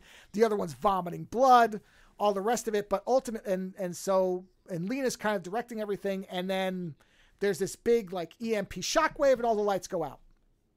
Lights come back up. And there's the one Issa is sitting there. And so Celeste says to the male psychic, who seemed to be able to sense when there were doubles, she says to him, even though he's very weak, she's like, do you sense anything? Did it work? Do you know if it worked? Is she the original or is she the double? And he looks at her and he says, I'm not sensing anything. I think it worked. And so she gets up, she hugs her sister. And then in the background, we see a shadow image of Issa trapped. So it did not work. The double took over and the movie ends and she's trapped for eternity. Oh yeah. Hey, it's not American. Oh, so I knew that. I'm like, there is no way that worked, because this is not an American film. And so, but here is the question: is the doppelganger evil then? It's never. Well, the thing is, they never really get into that part of it. But Lena does say that it is the negativity personified. So my suspicion would have to be that she will be, if not evil, she won't be her sister anymore. She'll be a worst bitch. Part. Okay. Yeah. So, but I like that it's still small scale though. It's not like she's going to bring her at the end of the world. Oh no. It's just that. Yeah. And to me, and again, there's a lot you can infer or whatever. This movie seems like a direct metaphor for drug addiction. That's what it is. It's like, oh, this is supposed to be a stand-in for drug addiction. Like, that seems very, very clear to me. But you can take whatever you want from it. That's the nice part about it. But it seemed very clear to me this was, oh, okay, addiction. And when you lose somebody to addiction, this is what happens. Because again, going all by the metaphor thing, it works perfectly fine. You may get them back at the end, but they'll never be the same. Yes. So or when you lose somebody, it doesn't mean they die necessarily. It's just, you could bring to it what you want, or you can read it as a surface level thing. I thought it was really good. I actually would say this is a good pairing for Beyond the Black Rainbow, even though I don't think they're one-to-one comparable. You can either start really galactically weird and then go to something more grounded, or you can do the inverse. But they do feel related. There is something, and both have to do with drug use and kind of expanding the mind or expanding the self, and it goes wrong. you know, they do have these spiritual ties, these doppelganger ties with an umbilical cord, if you will, or whatever. I really liked both of them. I think that Beyond the Black Rainbow is a stronger visual film. So that's where when people compare it, I don't necessarily think they should just directly compare it. They should say, in terms of the feeling of it and the idea of a psychology idea that gets out of hand, because that's the same thing. Beyond the Black Rainbow is also about this guy who thought he came up with this novel way to solve all life's problems and didn't really think about the fact that he could create a fucking monster with it. And this is the same thing here, where it was, oh, we're going to try this approach to self-improvement. The problem is, yes, it does expunge all your negativity. We just didn't realize that there's another dimension where it has to go somewhere. It has to go somewhere. Right. So, and it's a very, again, it's not American. In that respect, it does remind me of the Asphyx, because the Asphyx, death has to go somewhere. Right. And if you can't get it back, then you don't get to die. Correct. You know what I mean? Like, it's small scale, but it's very big in that respect. It's big on the personal scale. Yeah, it's without never being even, like end of the world, you know? Yeah, the movie doesn't even make it clear if that many people even bought into this idea. So there may have only been 5 of these records ever made. It's never really, it doesn't seem as if it was a big, you know, the secret level type of thing where people bought into it. It seems like it was a niche thing. So you're right. There is no real impact from it. And even in the worst result, all you get is a bad person, which there's a world full of them that didn't need a record at all. So who cares? Yeah. It's not like they suddenly can shoot lightning. The psychics in Lena are more powerful than the result of the record. The person who comes out of the record, there is no evidence and nothing ever said to indicate they have any abilities, just that they have been replaced by their dark self. That's it. Now, why the psychics, the supreme, all that shit doesn't even factor in. It's just... Yeah, where do they come from, you know? Well, I think the idea is they are there to explain what gets tapped into for this process. The Swamp Thing guy, I mean, do they give you any kind of explanation for where the fuck he comes from?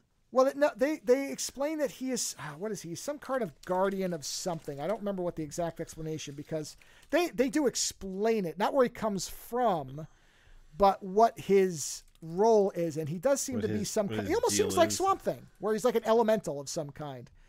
But I don't remember what the exact explanation for him was. Does anybody say what the Supreme is? I'm trying to see if anybody gets into it.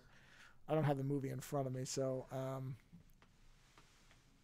Yeah, the movie is rich with character, builds a deeply original and engrossing mythology. Yeah, but I don't know if they explain what the damn Supreme is. It doesn't really matter. It's not that it matters. I'm just curious, because it's kind of like it hints at a larger mythology. It almost, if I remember correctly, it was almost like he was a balancing natural force. But to what? What is he balancing? Well, I think the idea is, because when he appears, the only way I can rationalize his appearance is there an opposite force to him? No, I will be. There's a commentary, and I will watch it, so I will report back if I get more information. Yes, I mean, like I'll give you my best guess. The mythology is fascinating. Well, the way I'm reading it, and again, it's open, so you can read it different ways, is the psychics say the Supreme sent them, and they end up assisting Lena in reintegrating these two individuals. And she doesn't say that there's 100 people running around listening to these records and there's doppelgangers everywhere. And again, it seemed like it might have been something that was a very brief moment and almost nobody bought into it. And, I think... I'm trying to remember, there's a body that you see at the very beginning of the movie, and then he's dead. So, and he was part of it, but he's dead now. But anyway, the way I interpreted it, or one way to interpret it that I think works, is the Supreme appears before the second integration happens. He appears and disappears. And the psychics are there as his agents. And they end up assisting Lena in reintegrating both of them. It's just that when Issa is reintegrated, it's a permanent thing where the ghost exists.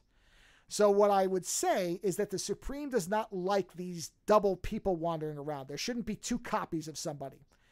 And so if they hadn't solved it, My thing would be he would show up and kill them. That he would have killed... If Issa and the double were still wandering around, he would have killed them or something. It's not clear. But I don't think it really matters. It's an interesting element, you know. Yeah, I'm fascinated by it. That's all. You know what? Actually, wait a minute. Hold on a second. I might be able to tell you. Oh no, I don't. I have the flash drive because I ripped the Blu-ray and watched it on my Plex server. So I was gonna say if the copy is still on my flash drive, I'll scrub to the part where it says it and explain what it is. But it's not there. So sorry.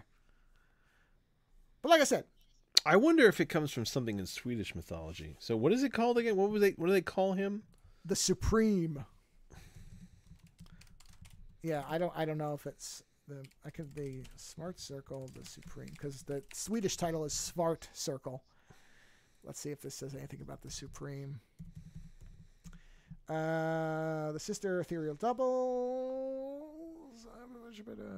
Okay. A young backpacking couple with psychic powers. Negative manifestations. Blah, blah, blah. Terror. Okay. No, I'm getting it mixed up with Norse mythology.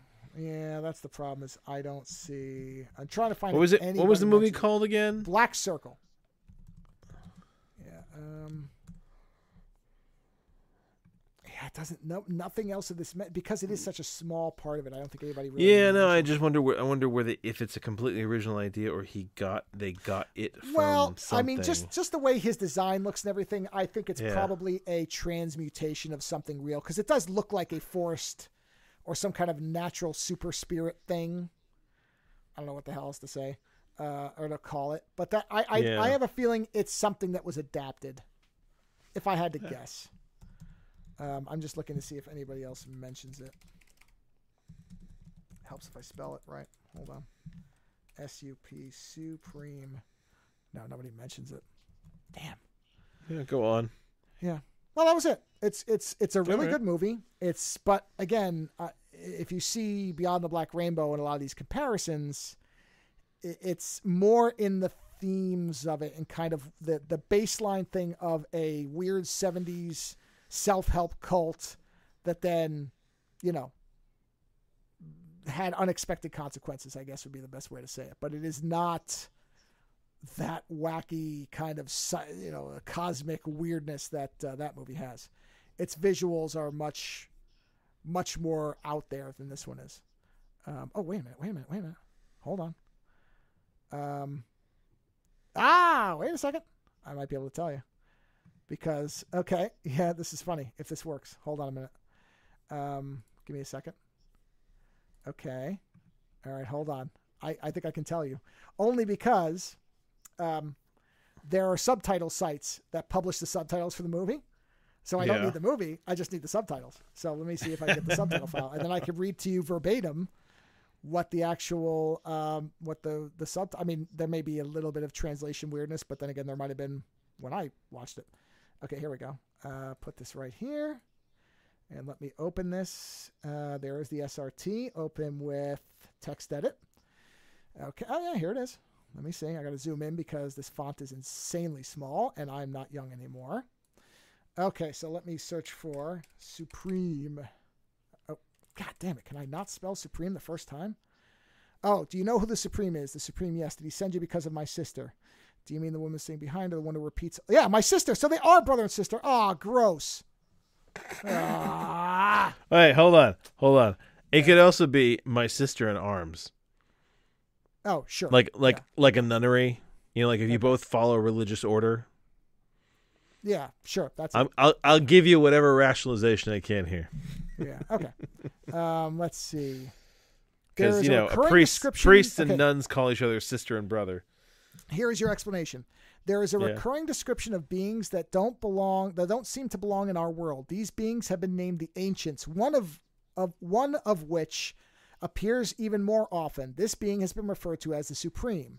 But not only subjects of magnetism have seen him, also many mediums say they have had contact with this being. The Supreme and the Ancients are mythological creatures that have been referred to by generations of people with psychic abilities.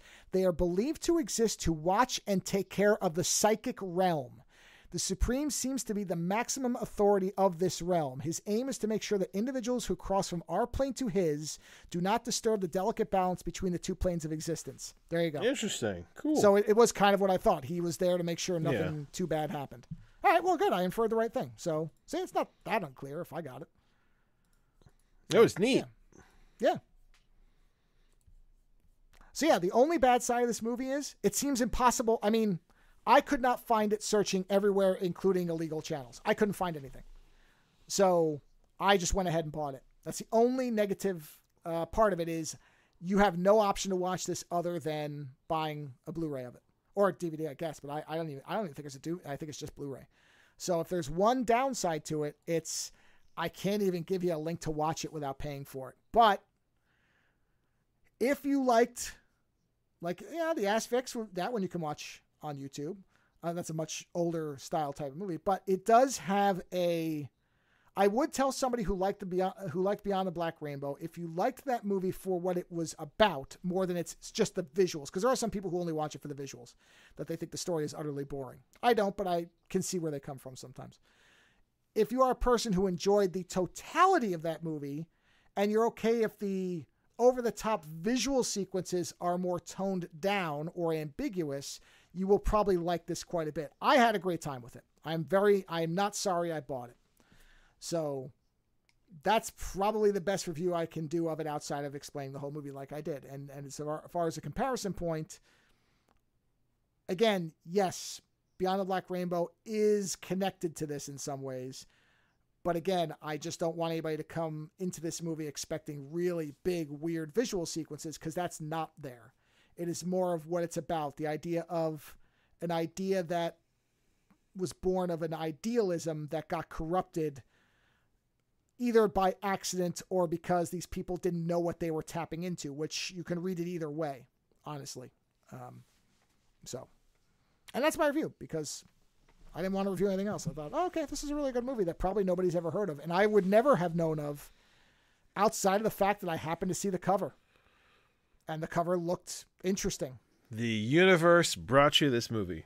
The Supreme sent it my way. Yeah. Yep. Thanks, Supreme. Yeah. Yes. Super Supreme with cheese. Yes. There you go. Ultra Supreme. Double Supreme with cheese. I do think it is weird, though, sometimes how certain movies, books, literature, art ends up in front of your eyes at the right or at the right time.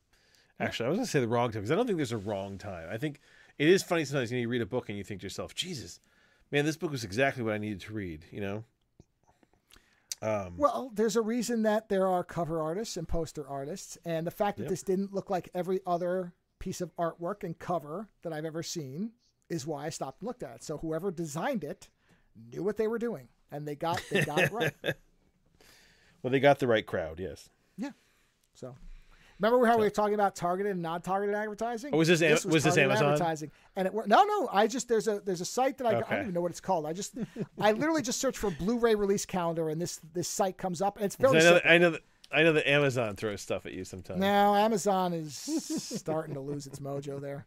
No, this is blue-ray.com has a Blu-ray release count. It's a very simple, almost GeoCities looking site, but what it has is the cover art of all the discs.